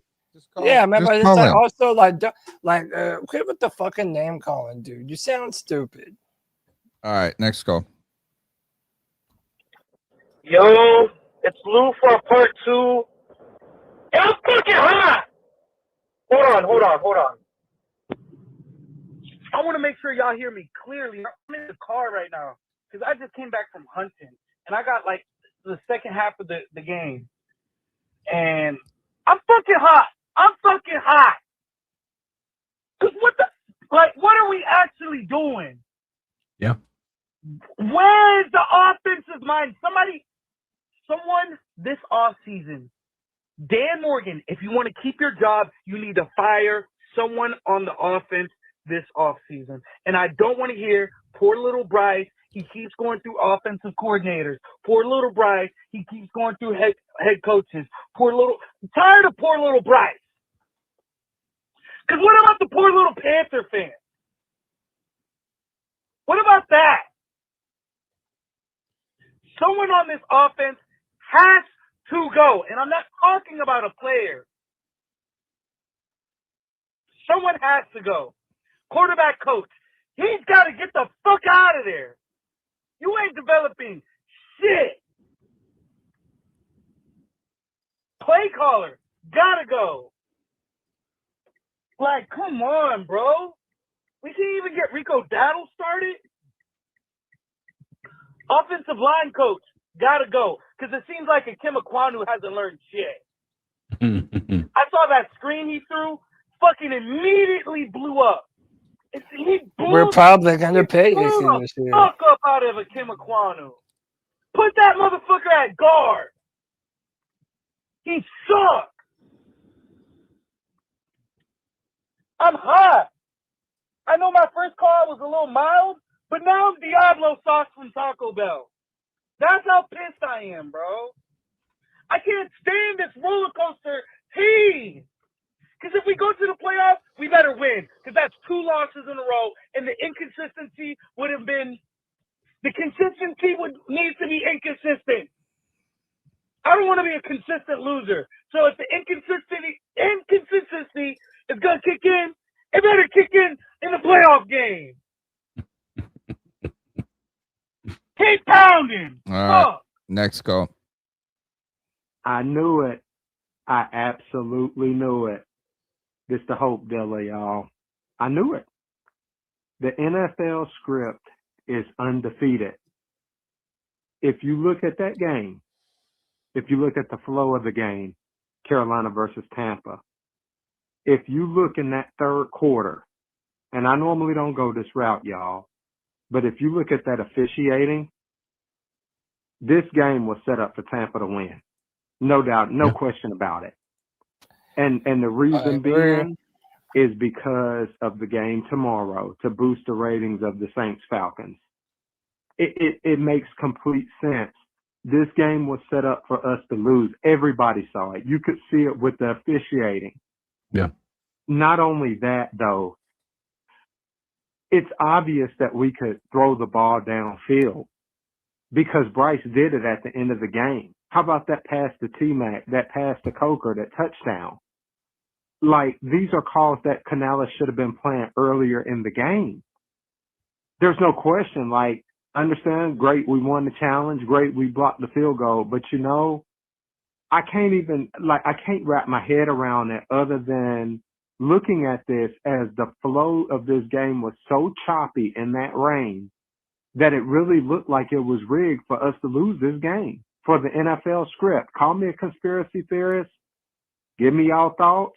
This the hope dealer. Everybody out there, keep pounding. I got some. Bye. I got something for you guys right here. Is the calls, the refs, and all this is making its rounds with a lot of people that aren't just Panther fans, but like media. But look at this. Tweet is Mike Evans signing. Oh, apparently I saw it. Apparently this wasn't from today. Oh, this is a long time ago. Playing Sweet Carolina in the background. Yeah, it wasn't Right. from today. You're right. Yeah, Okay. I almost fell for it too. Well, I mean, you can hear Sweet Carolina in the background, so I guess the Panthers had won that game. Let's go to the next. But Tony, I'm telling you, dude, clip this. It's only a matter of time until there is a scandal about referees and game fixing. I'm telling you, it's only a matter. There has to be at some point something, whether it be a player shaving yards, dude, for I'm telling you, it's or something. only a matter of time. It's Right. only a matter of time. I do think it's interesting. It's fun to me. I saw somebody in our chat maybe a couple of weeks ago, and they're like, "Oh, y'all taking money from the gambling shit, which is ruining the NFL." And I'm like, "Bro, we make just pennies on this fucking podcast. We're taking money from anybody." I was on Reddit, CK. I'm on Reddit. The stocks, what is it? Wall Street Bets. Yeah, that did and some guy said, "I'm gonna invest in the most unethical portfolio and see how it does." And he's like, arms dealing, oil. It was like racing on. Yeah. And so I guess unethical, but you're right. I mean, the NFL did it first, right? NBA fucking made their own betting platform. You saw what that got them. Let's go to the next goal. All right, hey guys. I don't know how good this quality is going to be. So I got like one earbud in, driving right now, but my Sounds fucking God, what a fucking horrible officiating by the refs. I mean, I'm not gonna lie, like, it's bad because I was scrolling through Twitter and shit, damn near every single account, fucking Pat McAfee, Ryan Clark, all these fucking like big Not time stands, like not Carolina stands. football personalities and analysts all saying the same shit, and even like other fans saying the same thing. Like I think the worst one was easily the fucking T-Mac offensive pass interference. Are you fucking kidding me? That is the softest fucking OPI I've seen in my life. I mean, tell me how many times you haven't seen that before and not be called. Like, it's actually so ridiculous. And like the other blatant one, which was even more confusing, was the Tommy Tremble one, where the defender literally fucking ripped off the dude's helmet, and like the replay showed it as such, and no penalty was called. Like, what the hell? And then like there's more to come as well. There's another one, the fucking the Phantom PI with Kate on it with Nick Scott in coverage. Like, dude, he fucking tripped on himself. Nick Scott didn't even touch him. He didn't even push him. Like, that shit was so stupid. And then, like, oh my God. And not to mention the fucking, backwards pass out of bounds. The fuck do you mean out of bounds? That shit was not out of bounds. It was an incomplete pass. Like, oh my God. Like, I'm so dead ass, like, the time when the NFL will be shown to be rigged is coming sooner than later. I wouldn't doubt it if it was sometime beginning next season, because this is ridiculous. If the NBA has already had like bits and pieces of that showing already, like, it's only a matter of time until the fucking NFL starts. And like, especially last year, that stupid ass skit with the script and shit. Like, I feel like there's like spitting in our faces, like doing that shit. Cause like it happens all the time. It's actually ridiculous. Oh, and not to mention like shit with like sports books, like having sports, like people behind the accounts like FanDuel and all that shit, like on Twitter or whatever, like saying different things. Like in my opinion, if there's like a FanDuel or like some sportsbook account and they're like commenting or like having opinions on shit on the sport, that's a fucking red flag, especially with like. All right, thank you. You're not wrong, man. You're not how wrong, about dude. this? Everyone's talking about it. You can't go on Twitter and not see a bunch of people talking about it. I mean, just some of the ones I've seen. Yeah. Scott Fowler, Jason Whitlock, Mike Gullett Jr., Jeff Schwartz, Pat McAfee. How about with the boys? Gilmore? Dude, it's like a real thing, dude. And people are noticing that we got fucked by the officiating today. How about Gilmore? What was his first name? Gilly Lockup, like one of the greatest. What did he say? I didn't even see him. He said this he said that the refs call some weird ass shit against but this is not pass interference within first 5 yards. And you're talking about a Hall of Famer fucking cornerback calling that. Yeah, the NFL gave the fucking referees their margin orders. All right, let's go to Chuck. Hey guys, it's Chuck from Elizabeth City calling again.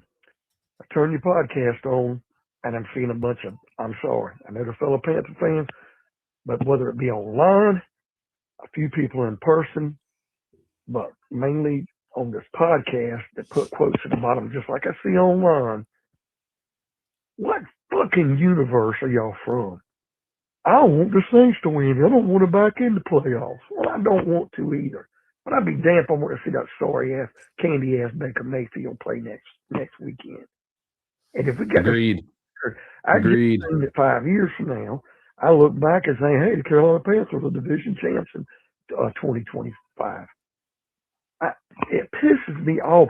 A draft pick, you're talking about the difference in 2 or 3 positions, and the player we might get anyway is there. Does it really change just because you make the playoffs? Are y'all living on to not realize that even if we get in the playoffs, even if your record's the same? Yes. The advantage it does for our young players are playing in a playoff atmosphere, a playoff game, and getting that under their belt, how it's going to help them in the future. It's going to help feed that desire to get back and do better and win in the playoffs. Some of y'all wilt like a fucking flower. Don't want us to go in because you don't want to get embarrassed. You don't need to be watching fucking football. If that's how you feel. If you're a Panther fan, yeah, you get disgusted. Yeah, you get mad. I'm more mad at the play call. The referees blew a lot today, but the play call Canales calling for a flea flicker down there about a 20-yard line was stupid. But I'm just really, and people blaming Bryce for not following the fumble. I mean, it does happen. But I got to tell you, I'm really, really pissed off with the fact that some of y'all don't want to go to the playoffs because you're embarrassed or you don't want to back in. You need to find something else to fucking do. All right. Thanks, Chuck. Let's go to the next call. Maybe he's not wrong. Sorry, I got cut off there. But besides that point, as a whole, that was quite honestly the worst officiating I've seen all season. Yeah. Probably the worst I've seen these last few years, quite honestly. I mean, that shit was horrible. But, I mean, I'll say this much. I mean, my God, Rico Dowdle, what the fuck happened? Like, what happened? The run game was non-existent. And it's like, it's so fucking repetitive because they fucking runs up the middle every single time for, like, minimal gain, like, every single time. And, like, I recall back to, like, when Rico Dowdle popped off against, like, you know, the Dolphins in Dallas, where we were running, like, to the side, to the, like, between the tackles, you know? Like, that was where Rico Dowdle popped off when the run game was great. But then for some reason, Canales doesn't want to do that anymore. Like, I don't understand it. And I'm not saying our interior line is bad, but my God, like, it's so infuriating when you go back all those weeks before being able to run between the tackles and then all of a sudden only running up the middle, which I'll be honest, like, unless you have the greatest O-line in history, calling runs up the middle is stupid. It rarely ever works. And it's only I think that it was worse when we tried to run outside. I think our O-line hasn't been great, but it's definitely been banged up, and it hasn't been, like, the best of the best because of how many times we had to switch it up. But, I mean, God, like, I'll be honest, like, I don't want to blame the defense that much because they held them to 16. You know, it's like, and what I hate the most is that second touchdown that we got, driving down the field, like how easy it was because we were throwing downfield and fucking T-Mac popping off, beating Kelvin Benjamin, getting 1,000 yards for the season. Like, we don't do that. Then we wait till the last second and there's some hope and then we end up losing. It's just horrible. But yeah, I'm sorry for ranting for this much, but like, I'll say this much at the very least at the end. Tomorrow's game with the Falcons and the Saints have a lot of major people out. I mean, Olave's out with the blood clot. I mean, I hate to, prey on players' injuries, but like, yeah, I don't like doing that. But I mean, thank God he's not going to play because that would have definitely helped him a lot. But him, Kamara is out as well still. Brissy, who I think has been pretty decent. I haven't really caught up too much on their players. But I mean, as a whole, I'm very confident with the Falcons to win. It just sucks that we have to rely on them. All right, next call. What's up, guys? This is Matt in Greensboro. Yeah, fuck them refs. How the fuck do you call pass interference on T-Mac? How the fuck do you not call whatever you blew the damn play dead on that backwards pass and Rico picks it up and then they say, oh, it was out of the play call on the field was out of bounds, a backwards pass then it never fucking went out of bounds. They didn't stop or I don't know what the correct call was going to be, but I sure as fuck know that wasn't the right call. And then freaking Tim Trimble gets his damn helmet ripped off. Oh, no call on that. So yeah, fuck you, NFL refs. And other than that, the defense couldn't get a damn stop when they needed to. Yeah. And Canales, fuck you too for trying to call a freaking flea flicker when we got all the momentum. That third going, down, CK. And you tried some dumbass trick play that Rico fucked up. So much as this hurts to say, rise up. Let's go fucking Falcons. Man, See you tomorrow. that tight end fucking destroyed us. Is a problem today. Next call. Sorry, I got cut off one more time. This is gonna be super short, but just finishing off the last point, like, yeah, they have like these key players already out, and they still have a lot of other people questionable. And coming off a win at home against the Rams, I mean, I feel like Atlanta should be, good enough to beat the Saints with the injuries the Saints have. But again, it just sucks that, we'll have to rely on them to get in, and then also having a losing record going into it as well. It's just tough shit. I'm not gonna lie, but I mean, oh man, just this felt so deflating, man. But all right, I'm done with my rants. Just had to really just unload all that out because like it was just, God, throughout the game it was so bad, especially that first quarter. Yeah. But I love y'all guys. You keep doing it, man, and keep pounding, man. Thank you. Next call. Keep pounding, brother. What up, guys? It is Vegas Drew calling in. What up, again. Drew? I missed out a few of the Friday free-for-alls, which has been bad. Christmas, family, all that fun stuff. Man, it's brutal watching these games. It's so the best thing I could come up with now is that Bryce is a dependent. That's my new thing, other than Stable Boy Bryce for G Baby.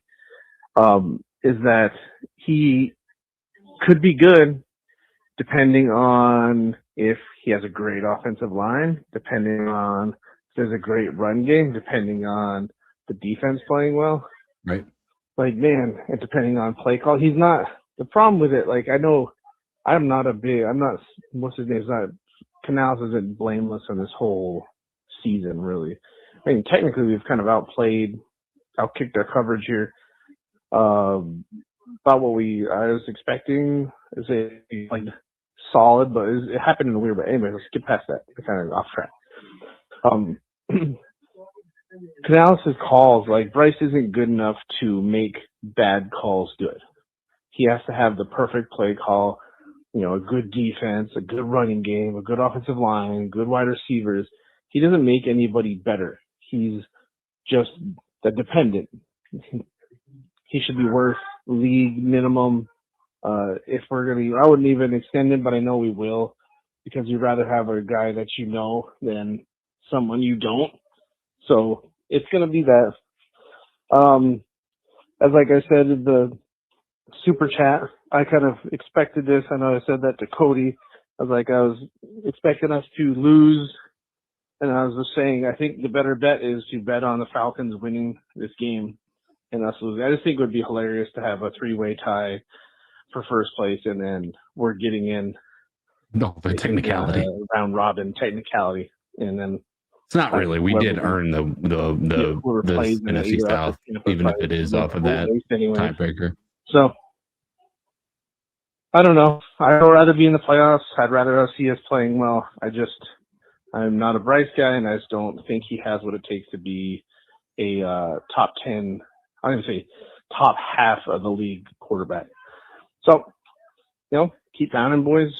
Let's all become fee-fi-fo Falcons fans for, a week just to see if we can at least get in the playoffs and not look pathetic. Peace. Thanks for all the calls. Make sure to smash the thumbs up button, subscribe, and really what is a great help to the show is to share the link wherever you're listening on Facebook, Twitter. One of the things that it's so easy to be like, oh, the refs did this, the refs, it changed the game. But when it comes to the Rico Dowdle play, and they said the ball went out of bounds, like, what the fuck does that mean? Well, they changed that. I mean, it was they said out of bounds, but then they said at correction it was picked up, before it went out of bounds. Well, but it was. Why would you even say that first? And here is T-Mac on his PI, offensive pass interference. Last game, the rush was letting us play, and they was getting physical, and I had to match up physicality. I came into this game switching my mindset, talking about being a physical person. Apparently it went bad for me. How did you approach that particular play? In other words, take us through it. Shoot, really, he was trying to wall me off to the sideline. Kind of just got underneath him and was trying to make a play. And I seen Bryce step up in the pocket and just saw the ball there. Did you agree with the call? Right now. The last game. The tweet misled me into thinking that he was going to say something more. The tweet said inflammatory. It said, hold on, let me see. Did not agree with one of the worst calls, but not in quotes. All right, next call. Evening, boys. It's Nick from Seattle. Hope y'all are having a decent weekend. Had a happy Christmas and a Merry New Year, all that fun Thank stuff. you. Happy that New was Year, a hose everybody. job, wasn't it, boys? Like, you can't leave it in the hands of the refs. Everyone knows that. But that third quarter, like, we just got bent over and taken over the barrel. I mean, all three of those three big calls. I mean, the thing that had me out of my seat jumping and screaming was how they straight lied. And they were like, ball went out of bounds, end of the play, backwards pass. And Orlowski's like, ball didn't go out of bounds. Like, I don't know, man. I don't like buying into the conspiracy theory that the NFL's rigged in the script and all this, but like, They usually how don't, is but this not just to push ratings for tomorrow's Falcons Saints games? Because why the hell would anybody else watch that game? I'm telling you, man. But the one thing that stands true, the biggest thing that I gained the most clarity on watching this game that we need for next year, regardless of what happens tomorrow, boys, we need an offensive coordinator because fuck, Dave Canales cannot call plays. Like, once again, we're here at the end of the game with no timeouts with the game on the line. Once again. And I think that's because he spends too much time worrying about play calling and not worrying about the X's and O's, the meat of coaching a football team. You need to bring in somebody who can call plays. The offensive scheme isn't bad. The play calling is bad. Running a flea flicker in the red zone when you're losing, when it's muddy outside, what are you doing to me, Dave Canales? What are you doing to me? Oh, boys, like, nobody wants to back in tomorrow. Like, yeah, of course, I hope the Falcons beat the Saints so we make it in. Because my daughter's never gotten to see a playoff Panthers team. Yeah, Granted, whoever same. we play next week, we're getting blown the fuck out. We know that. But we need an offensive coordinator, boys, because that play calling today was boo-boo. I like Dave Canales. I just don't think he should be calling the plays anymore. What do you guys think? You think an offensive coordinator would help us, or you think there's a bigger hole on the offense? Cody, love you. Thanks for the call.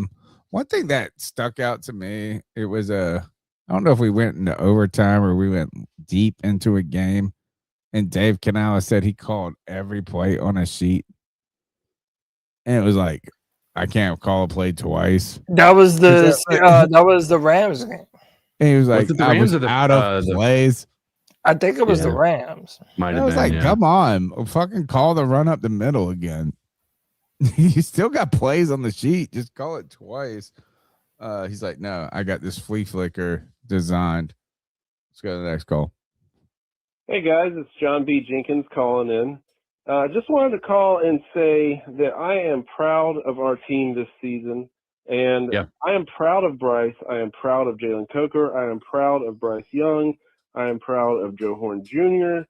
I'm not quite proud of Rico Dalla right now, but I had been. But I don't know. Fuck the refs. Look, when you've got Dan Orlovsky or whoever it was in the booth that was calling out the refs, and he did it multiple times, all it does is just like corroborates what I had been suspecting.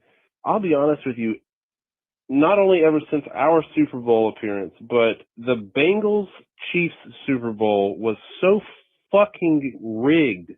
I've never even brought this up, but like I just remember watching that going, holy shit, what is going on here? The refs can affect the game. All that being said, whatever.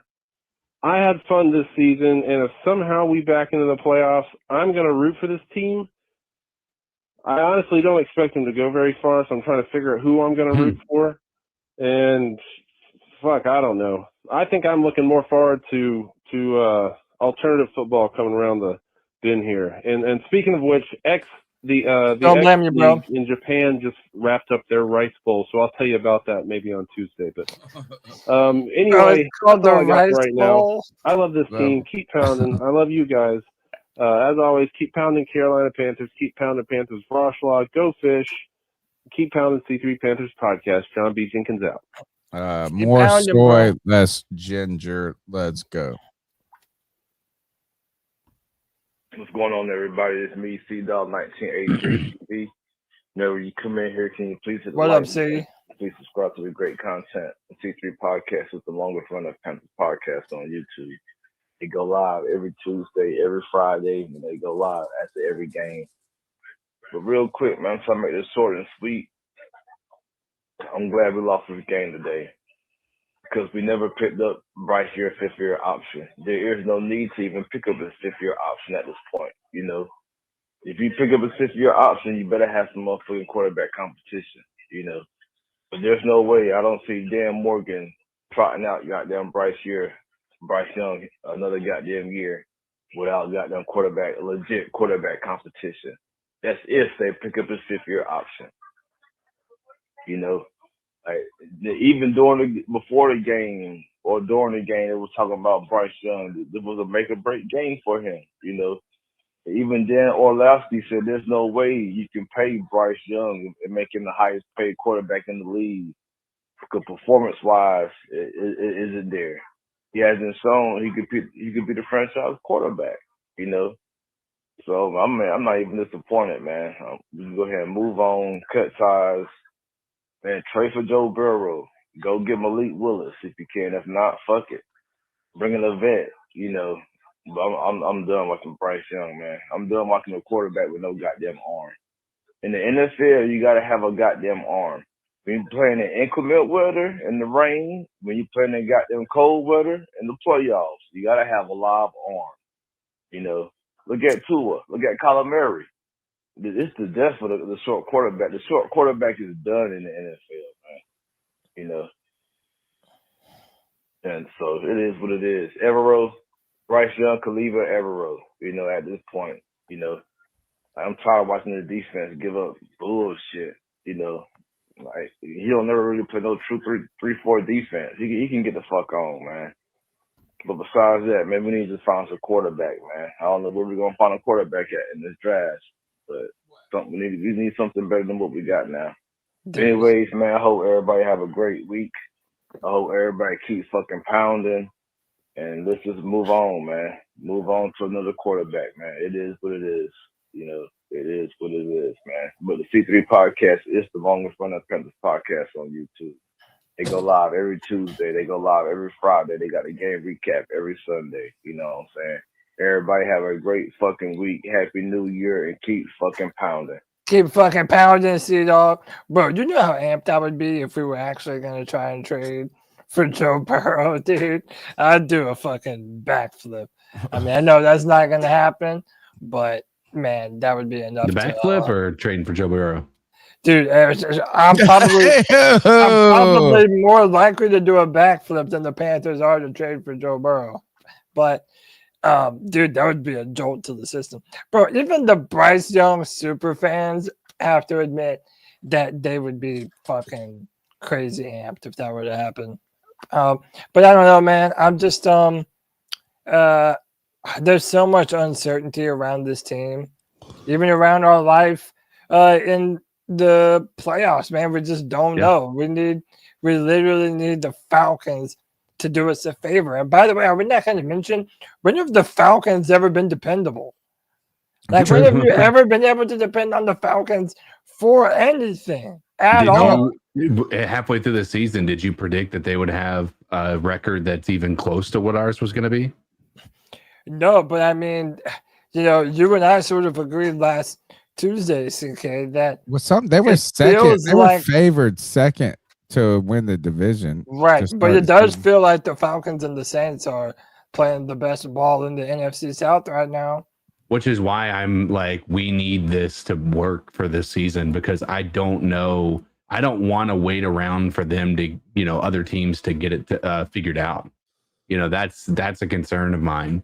I would much rather us be able to get in and have our shot right now in the playoffs, even if it does mean, from your perspective, it's backing in. In my perspective, it's like we won the, NFC South. If the Falcons win, we won the NFC South. We earned it just because we do have that tiebreaker. And I would rather the Panthers be the ones out there representing the NFC South on the main stage, just because I'm not sure we're going to see the light of day for another 5 years the way that the Falcons and the Saints have been playing the last 5 weeks. This comment got me tripping. He said, "You mean always hurt Joe Burrow?" Like, that's fair point. Yeah. Would you rather have someone with the ceiling of Joe Burrow or the fucking bottom half of fucking Bryce Young? I don't know how to interpret that. Like, yeah, lots of injuries. Interesting. Let's go to Joey the Blind Panther, Wakanda Forever. Hey guys, it's the girl that makes them howl, aka Joey the Blind Panther. I think I won my bet. Like, I don't know how that happened, because right as the game ended, he had 252, but I guess the stats updated and he ended up with 266 passing yards, which is 10 more than I needed. So that's great. But if anyone were to tell me at this year that we'd be in a position to actually be mad that we didn't win this game, I would be like, I would be wondering if they were trying to suck me off. Because that's like telling somebody, "Oh, bless your heart." But no, like, if anyone is over here saying that the Panthers didn't deliver on what we wanted from them going into this season, they're lying. Because what did we say in the beginning of this season? It's very true. A lot of us were saying 8 wins. Cody was saying 4, because Cody was seeing how we were looking at the beginning of the season, and we were looking really bad. But then, we're now double that. Like, we actually won 8 games, which a lot of people said we were going to do. And do we have any business in the playoffs? No, but neither do the Buccaneers. I mean, look at them today. They weren't that good either. So, it is what it is. There's some years you have shit divisions. What was it that year we had a 7-8-1 record and we won because the division sucked? And then I think that was 2013 or something like that. And then what did we do in 2015? We went 15-1 and went to the Super Bowl and should have won that game if Cam Newton wasn't paid off to make Peyton Manning go out like a champ. So yeah, guys, pump the brakes on that hating on Dave Canales. I get it. Shouldn't have lost this game. The Bucs did rather win it.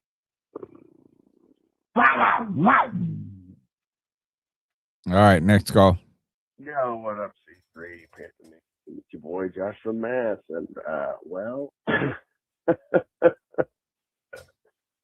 most of the betting money was on Carolina. So who lost the game? Oh, of course it was Carolina. Like, I'm sorry, but anybody who thinks this shit wasn't fixed is just not paying attention. Like, really, the phantom offensive pass interference, which, by the way, you're allowed to bump and run within 5 yards, and that was within 5 yards.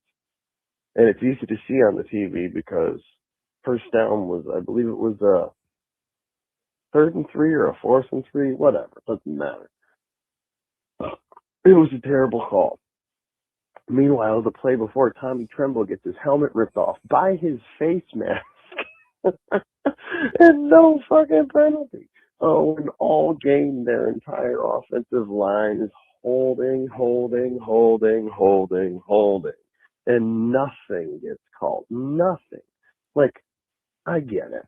Officials make bad calls, but this was obvious from the start. Yep. Excuse me, but not really. If you're an NFL ref, not excuse me. You're a C3 podcast friend, family. Excuse me. This was just a simple poverty franchise wrote a bigger paycheck to the officials than we did, or Vegas did. That's all it was. The better team lost did it. That's it. The defense settled in and started figuring things out. Right after those first two drives, and when they gave me the first two drives, they figured it out. They started slowing down the run. You know, I get it. You know, when teams run away from Derek Brown, they run the ball. That's fine. Yeah. He was all over the. I'm sorry. Anybody who watches Derek whole Brown game, was a and fucking anybody who's monster. been watching the NFL for the last, I don't know, 10 years, this shit was a joke. It was bad officiating from top to bottom. Top to bottom. Tampa got all the calls. We got one or two to make believe that it was even. But, you know, whatever. That's fine. Because, well, I guess we're all pulling for the Falcons tomorrow. So it is what it is. Your boy, Josh from Matt. Fuck the Falcons. Fuck the.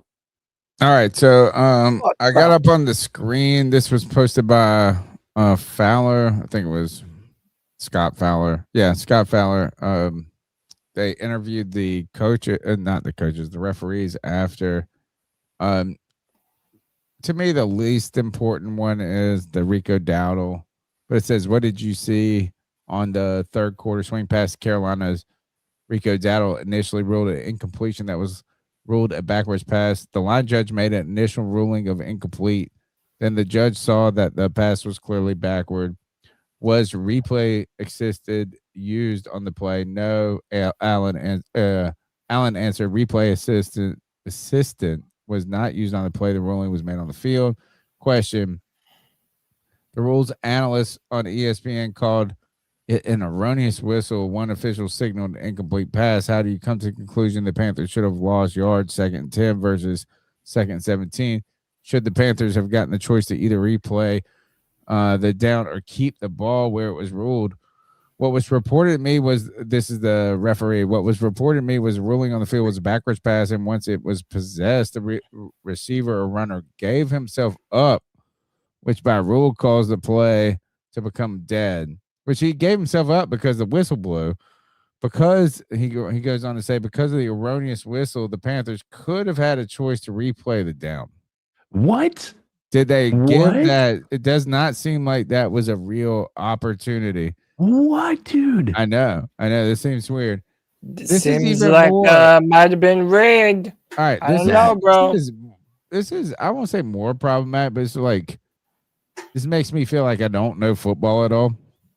Well, the other part, this last one is interesting. The next one, yeah, this one makes me feel like I don't know football. CK, You're not the only one. What was seen on the offensive pass interference call against Carolina that negated a long pass completion in the third quarter? Allen, which is the referee, I guess it was the head referee, said the covering official saw that the receiver created separation more than 1 yard downfield, which by rule is illegal. And is it's within 5 yards of the line of scrimmage, is my understanding, and that's what that's Dan what I Orlovsky thought said the on whole broadcast. life. That'd be like, I mean, that's what I'm saying. Is Dan Orlovsky said it on the broadcast. Like, that's the thing that's crazy about this. He agrees. There have been plenty of people on this in the chat and the callers that tell me I don't know anything about football. And clearly, this is new to me. Let's go to the next call. Hey, how you doing, man? Salute to the Panthers fans, man. Salute to everybody, man. Salute to the C3 podcast, man. Salute to you guys, big fan. I'm calling because, man, I just think like I say, I'm not really like, I wouldn't say like I said, he's like, you got to be honest. Like the last play for the coaching, like I would say, like has been mediocre. He has been doing the best since Ryan Rivera. You can't deny that. But the way this defense is going, I will go with a coach in mind. And I know a lot of people get a slack back, or I might get a pushback for this, but I don't care. I'm going after Brian Flores, a defensive-minded coach, hiring an offensive-minded player to work on Bryce, to really evaluate. I think Bryce needs some type of discipline coming from his program. I think he always been, you know what I mean, handed the keys. I think Bryce Young would, I think Brian Flores would definitely shape our roster into being a competitive team. This came down to coaching. I understand Bryce fumbled, slippery, all that understandable, but he still played better than Baker Mayfield. And at the end of the day, our defense held Baker Mayfield under 250 yards, and that can't be underestimated. Also held Mike Evans under 50 yards or under, you know what I'm saying? So I will go after Bryce Young. Keep pounding. Thank you for the call. Pounding, bro. Let's keep going. Bro, we are literally at such a cheating point in the NFL by the refs that they are literally telling us stuff that happened that didn't even happen, and we're supposed to just shut the fuck up and believe it. They said it was a backward pass that went out of bounds and that it's dead. It didn't go out of bounds. Like, they said something that didn't even happen. But Forget he about gave the himself fucking up, which he pass didn't because the interference. whistle That was wasn't an blown. offensive pass interference. The guy tripped down the field on the defensive pass interference, but they're telling us things that happened that didn't even happen. The ball didn't go out of bounds. That's the craziest call I've ever heard. The announcers even said they should have given us a chance to either redo the play or do something else. I forget what it was. But the refs are cheating so badly that they're telling us things happened that didn't even happen, that was blown dead. The play was blown dead. And then they come back and say it was a backward pass that went out of bounds. Like, that's the play, in my opinion, that needs to be investigated because it was just blatant lying.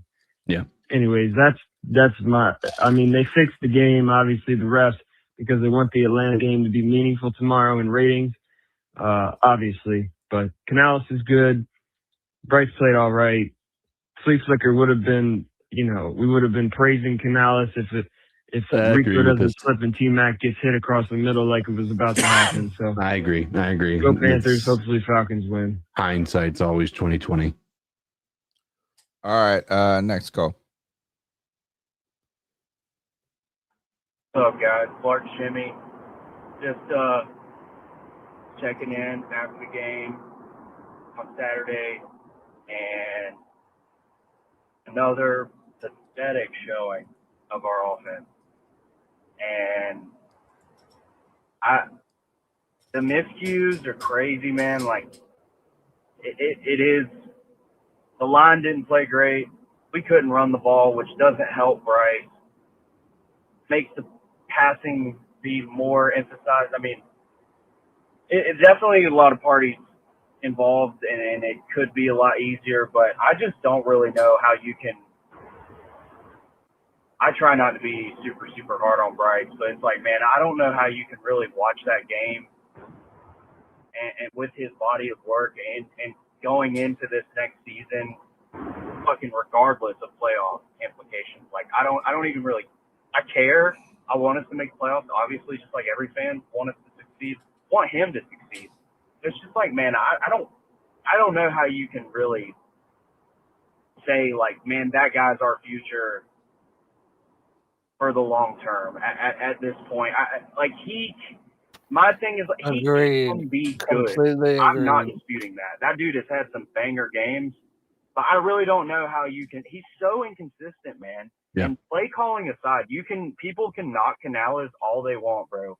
There's been miscues by him, bad throws when guys are open, him not seeing people. There's been drops. You can point at T-Mac and other guys and be like, yeah, there's drops, but man, do y'all really think that he is like a franchise-leading quarterback that can take your team to a Super Bowl and win the Super Bowl, I don't see it, man. You would have to have a God-level offensive line. You'd have to have a Kyle Shanahan calling plays, and you'd have to have a top-5 defense in the NFL.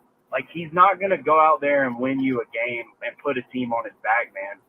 And I don't know. It's just, like, depressing and deflating to kind of see it. That's just my thoughts. There's some big holes to fill this offseason. They need multiple positions. Yeah, love you guys. Keep up the good work on the podcast, man, and keep pounding. Let's go Falcons, man. I'm cheering for the Falcons tomorrow. Let's hope they can pull something out. All right. Keep pounding, bro. I will just say this, though. Like, if you're depending on Bryce being the future franchise quarterback of this team, you're still projecting it on him elevating his game and showing you something consistently that he has not done yet to this point in his career. Like, if you're basing that opinion on a couple of games against the Falcons where he throws for damn near 500 yards, like, okay, that's fine, but you're still hoping that there is a future in which Bryce will show you something more than he has right now. The arm talent is not there. Tony, you made the point earlier that it does feel as though him being shorter does hinder his ability to see down the field at times. And I think that he will just still throw the most boneheaded interceptions at terrible times. And we only had 2 super chats, and he was asking me to read. I wanted to make sure. Yeah, Jonathan please do. Collins says, agree we're the team to beat next year in the division. Maybe. I don't know. I'm just being honest with you. I'm not going to give you the homer opinion. The Tyler Shuck might win Offensive Rookie of the Year. The Falcons are playing good football. They don't have a first-round pick. But my whole point here is that every team in the division gets to have an offseason. They're going to reload. They're going to have a draft. They're going to continue to do things too. And it's like, I can't sit here and comfortably tell you that we're the team to beat next year. I think that we can be every bit as competitive as some of those other teams, but I don't know for a fact that we're going to be the best team in the division. And then Duke Thunder says short quarterbacks are cooked for life. Damn. Here is the thing that the ref is trying to negate here and confuse, obfuscate. I don't know if that's actually a word. This is pass interference summary of the rules. We can look at a couple of different sites. Like, this is NFL football operations. We can look at a summary of it from a different site. But they just handle pass interference in general. They don't handle it as offensive, defensive, just pass interference. It is pass interference by either team, so offensive or defensive, when any act by a player more than 1 yard beyond the line of scrimmage significantly hinders an eligible player's opportunity to catch the ball. That's the thing here. It is not that it happened at 1 yard, like you sweep the leg, right, this and that. This has nothing to do with it. Just because he threw that 1 yard out, that 1 yard line, and we know you're allowed to dance in the first 5 yards, but that ball wasn't even fucking in the air yet. Sorry, it wasn't. Man, way to find a line to make your narrative work. Next call. I thought I was going to the next call. I went to. Hold on, I've got it. I'm back. Good Lord, I went to messages. Yo, Blart here again. I just Did we listen to this one? Tell me. After calling, I maybe sounded kind of like I was pushing an agenda a little bit too much, and I don't want it to come off that way. No, it's fine. I think my main point is, and I think a lot of people can just agree with this at this point, Bryce Young is not a bad quarterback. I would just say he's an average QB, man. Like if you gave him top tier tools, he's going to succeed. If you gave him a really, really, really good play caller, he'd probably be really good. But he's really inconsistent.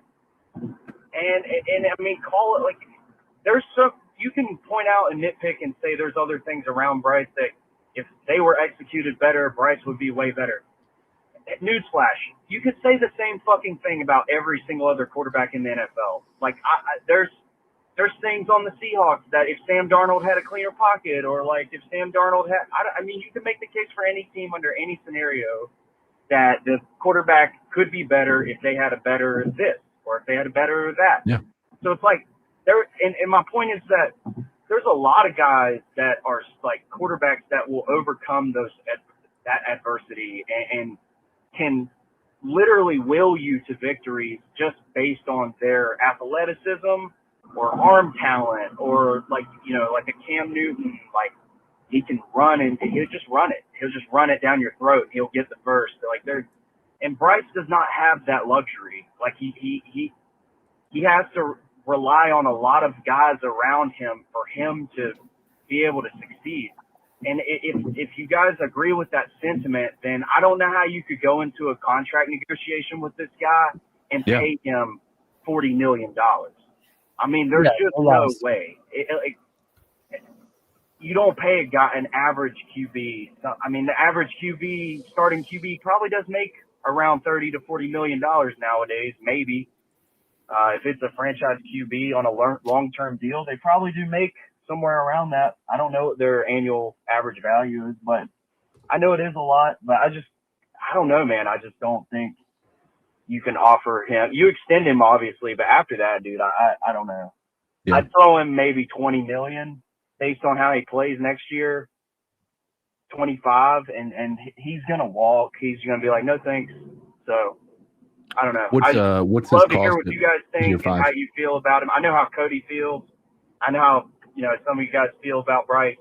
I just, bottom line, I think he's average. He's just an average QB, and we traded a lot to get him, so it stings. But I don't know. It's like you got to have a perfect world around him to get the best out of him. Yeah. And what I find interesting too, to piggyback off that call, that this will be the third year in a row that CJ Stroud makes the playoffs. He will, in his entire career being an NFL quarterback, he will have been in the playoffs every year of his career. And then a lot of people would be like, oh, yeah, well, the team around him is so much better. So with Bryce, it's always the fault of the team around him not doing enough. And then when it's CJ Stroud, oh, well, he just has so much of a better team. Like, it gets tiresome. And I think then I think it's fair to say that he has a better coach. Yeah, I mean, okay, but does that take away from CJ Stroud being a better quarterback with a bigger arm, who's more accurate on downfield passes, who's more willing to take chances pushing the ball? To me, all of those things don't go away. But to the caller's point, if you're going into contract negotiations, he is a guy who is very limited to what kind of players are around him. Whereas if you look at Josh Allen this year, his receiving core is not that great, and they're still in the playoffs this year. I think you can say the same thing for Justin Herbert as well. Trevor Lawrence and the Jaguars have had the most drops out of any team in the NFL. So for everyone who says that that happened all in week 2, where a guy had 12 drops in one game. No, it wasn't all in one week. Yes, it was. He had 12 drops in one game. If you look, okay, but all the other games had a bunch of drops too. Look, he's having a good season. You can pick a number of different players. 7 years. This is not just a CJ Stroud thing. There are a number of different players who have elevated teams with lesser talent to higher degrees, and that's not even counting the other quarterbacks that we could have drafted in this not last year, but the year before's draft. So I think both can be true, to be fair, right? I think we can acknowledge that Bryce Young had a crappy start to his career due to the circumstances that he was surrounded by. I think it's also fair to say that Josh Allen didn't have his best year until he had Stephon Diggs. He wasn't Josh Allen until Stephon Diggs came into the picture, right? The CJ Stroud thing, yes. I mean, he has taken what he has been given and he's made the most out of it for the most part. But he's also been gifted the NFL's best defense, right? And so there are things that can be true. Well, both things can be true, and that is Bryce Young should be playing better. And But Davis it's also Mills fair should to be- say that the is better than circumstances all of Bryce them. Young came in with has been less than ideal compared to those other people that you're referring to Davis Mills outside better of than Trevor Lawrence. Davis Mills better than all of them. Next call. Hey guys, it's the Growl. Nice to have you on the Blind Panther. So you do know. Oh, you're crackling, bro. We're going next call. Hey, salute to the podcast. Salute C3. Salute to the podcast. Salute Panther fans. This will be short and brief. Bryce is not the issue. Coach is I think he's head over his heels. He's supposed to be an offensive coach. I haven't seen that all year. I haven't heard nobody talk about the clutch play that Bryce did make to at least get us back. What killed us was the stupid flea flicker call. Mm-hmm. Like when you're down in the red zone, that's coaching. That's not on Bryce. Even though the running back did slip, it was because of the weather conditions. He still got a wide receiver this year over 1,000 yards and a rookie. He's a rookie. That's impressive. Aaron Rodgers, Steelers, he doesn't even have a receiver on his team yet that will even touch 1,000 yards this season. So you have to look at that, what our limited options have been. I would bring in a coach like a Brian Flores. I don't know how you guys feel about that, but I feel really strong about Brian Flores. I think our defense is good enough to compete with Brian Flores. I think he'll turn our defense overnight into a top 10 defense. With Bryce developing, I think he will have a good center. We have a good young nucleus that can be built around Bryce and be built around Brian Flores. I think that's a perfect coach. And I think if that was to happen more in Seattle, more in New Orleans, everybody in the division will instantly be afraid. Go Panthers, keep pounding. All right, let's go to Noah, the man growing up to a big What's man. up, guys? Noah from Greensboro. Oh, not the Noah I And thought. Sam from Greensboro. Also Sam from Greensboro. Also, Just man. Driving back from Caesars, Virginia, and Danville. Man, what a terrible game. I mean, that was. Uh-oh. Was that you or him? No, it's him. You come back for another one? Yep. All right, next call. Wait, why is everything quiet now? Hold on. This might be me. Uh-oh. Hold on. Let's see if we go back. W. Tony. No, I'm Just pressing kidding. play. Everything's working. Wow. Uh-oh. Hey, Cody, black us out and here. I'm going to go to voice. All right, hold on. All right. Wait, what do you want me to do? Here, hold on. No, I'll do it. I'll do it. No, I got it. There's only a couple of calls left. There's only 3 got it. Hold left. 4 left. We'll pull them up on. Just throw it up and then I'll put it in the background All right, after I you. got you. Y'all can look at Dabo smoking. All right, let's see. We got y'all. We're problem solving right now. Just shared it. Okay, hold on. All right, now you should be able to play. Look at that. Let's see what we got. What's up, guys? Noah from Greensboro. And Sam from Greensboro. Also Sam from Greensboro. Oh, and Just driving Sam. back What's up, from, Noah and Sam? Caesars, Virginia, and Danville. Man, what a terrible game. I mean, that hurt, man. That really, really hurt. Mm-hmm. that's completely sold. But we got a lot still to be proud of. I mean, T-Mac's a 1,000-yard receiver. You know, we still got a chance tomorrow. Be pulling for the Falcons for the first time. And, you know, the future is bright. I thought Canales called a good game today. You know, if Rico doesn't slip down, Rico sold. That's a game-changing play, along with the flags. I don't know, man. Hey, there's a lot to be happy for this season as Panthers fans, but God damn it, was it not in our hands? Could we not have taken it in just one fucking game? It was our win week. I know. We were due, man.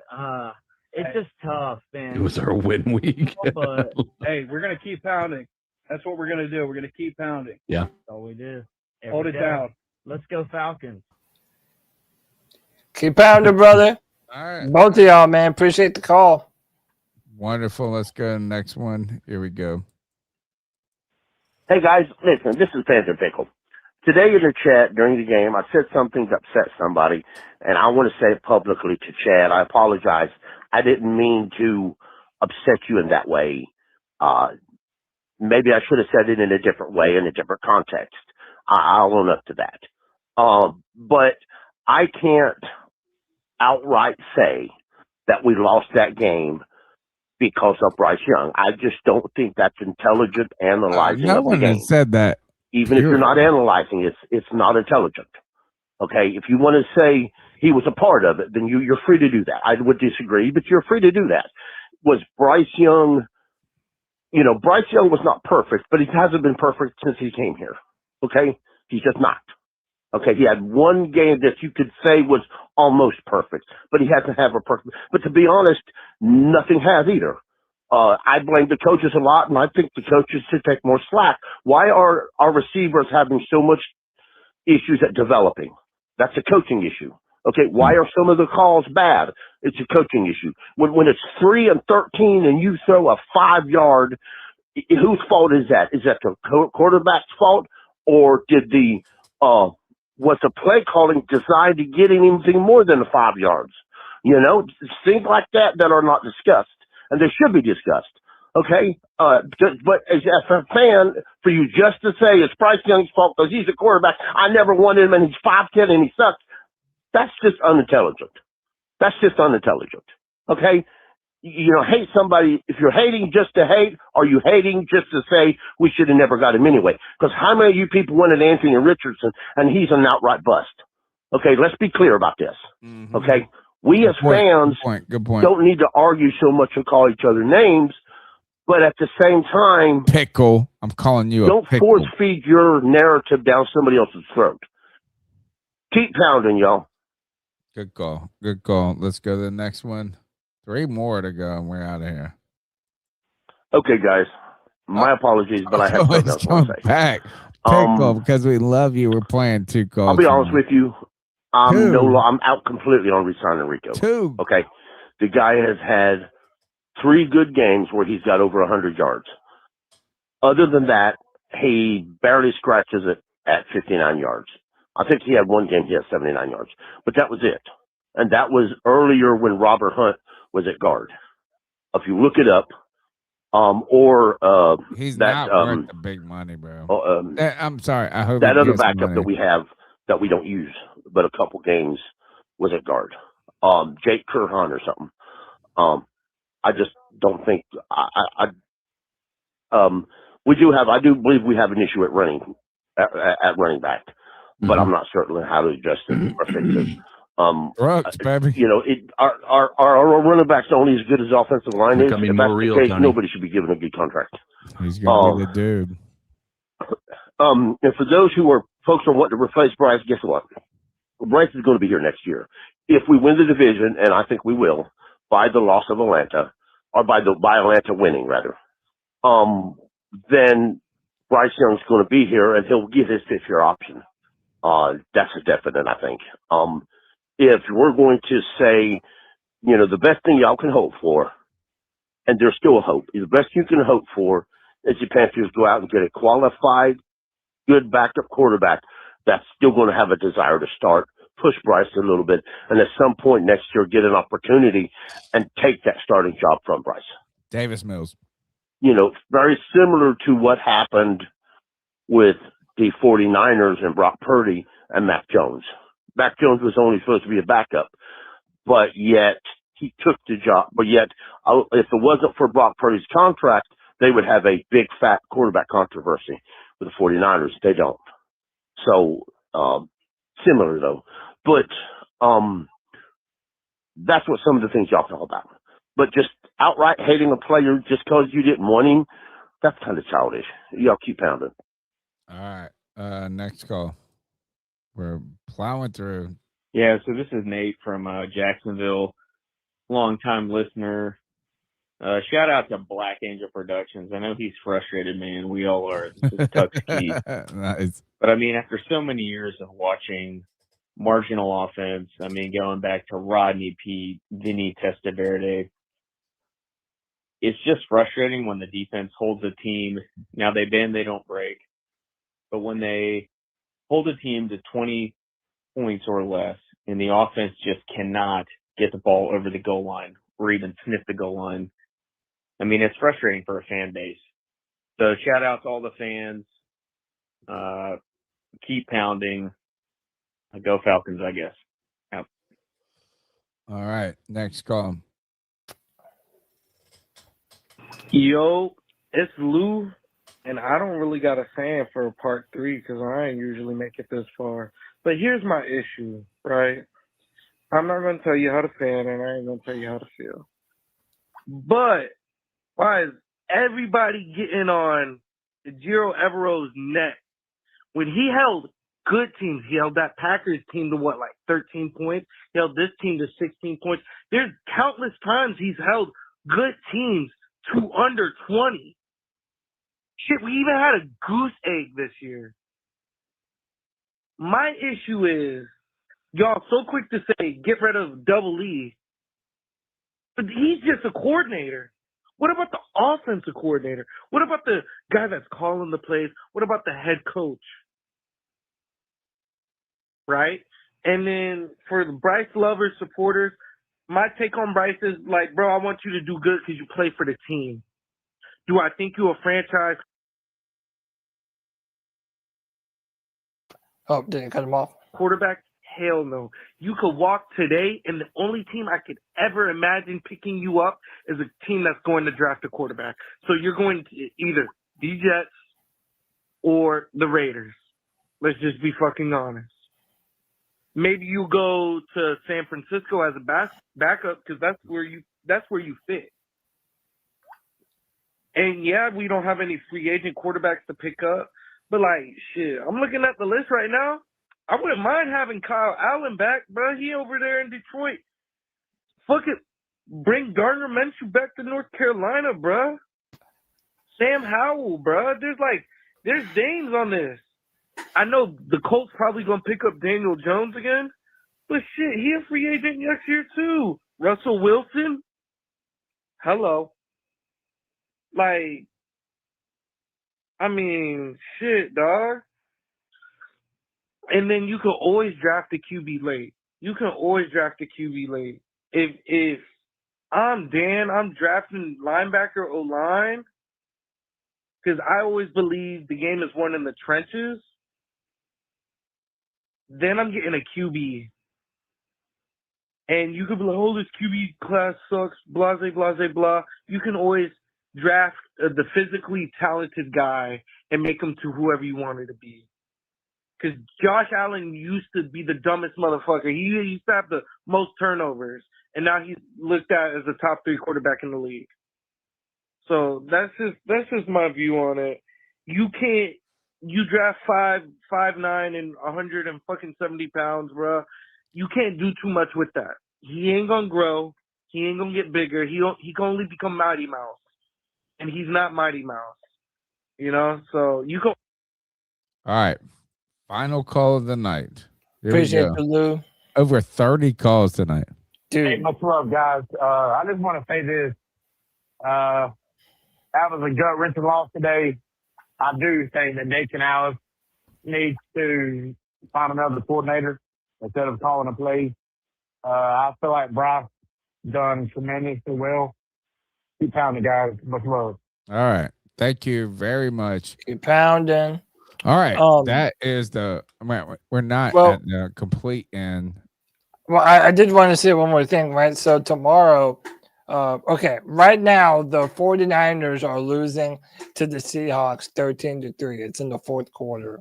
Ooh, So should have yeah. gone lower on that old Christian Now, McCaffrey. now it was okay. So we know that we need New Orleans to win tomorrow. Or no, pardon me, we need the Falcons to beat New Orleans tomorrow. But there's also another little wrench in all of this. So as of right now, if the 49ers lose, then they would be coming to either Tampa or Carolina, right? Depending on who wins the NFC South. However, that all changes if the Rams lose to the Cardinals. Because if the Rams lose to the Cardinals, then it would be the Rams going to either Carolina to play us, or to Tampa Bay. So, dude, there's still a lot left to be decided. A ton is up in the air. Before we give our game picks and Dado's balls and all that shit, dude, if this is our final post game of the season, we fucking love y'all, man. This is by far the biggest show that we do all year. It helps drive this podcast. The amount of fan interaction we've had in the chat, in the cat calls, the incredible amount of super chats. It doesn't go unnoticed, man. We love y'all for spending your time with the C3 Panthers podcast, man. David Dado Ball Out Award goes to Dab on them, we used to call it. Nope. I got mine. Go ahead. It's gotta go to the newest record holder for the rookie wide receiver yardage in a season, Tetroa McMillan.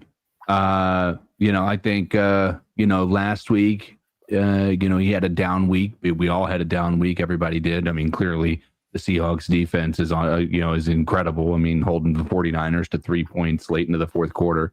But he was coming off of an, illness and what have you, but he showed up today. He was by far the bright spot of this offense, of this entire team.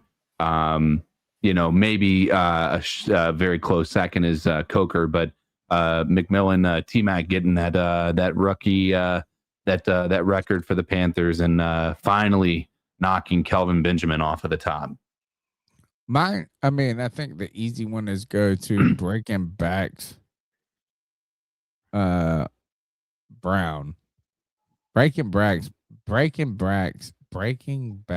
Brown. But Morrig, this mug just be fucking the most tackles for loss, like for the team. And he had a big, I don't know if it was a sack or whatever it was for early on. Derek Brown, Breaking Backs, man, his whole back was like littered in the colors of Tampa, of their paint on the field. Mm-hmm. So that's my David Dado, aka Dab on them award. Cody, what you got? Yes, sir. I am going to echo CK's sentiments, man. Tetroa McMillan. Now we finally get to, I feel like, erase Kelvin Benjamin from the memory of this franchise. Now that T-Mac has won, or that he has broken Kelvin Benjamin's record of most yards as a rookie for the Carolina Panthers. I think he's going to be an incredible player for a long time to come. I think that the dude's awesome, man. I still feel like we need to get a little more speed on this team at the receiver position, but he is going to be a nightmare matchup for a long time to come. Big, strong. Shout out to T-Mac. What's the towel of shame? I think we all can do it. 1, 2, 3. The referees. All right. Lockstep. That's the C3 Panthers post-game show. Thank you for hanging out with us, man. Your calls have been great. Your interaction has been wonderful. My buddies that are here with me are my brothers. Happy New Year. We're here live 9 p.m. on Tuesday nights. We've been doing it for 14 years now. Check us out. Like, subscribe, share. Cody Lack. It's Tony, CK, and Cody here. Take us out of here, brother. C3 Legion. Keep pounding.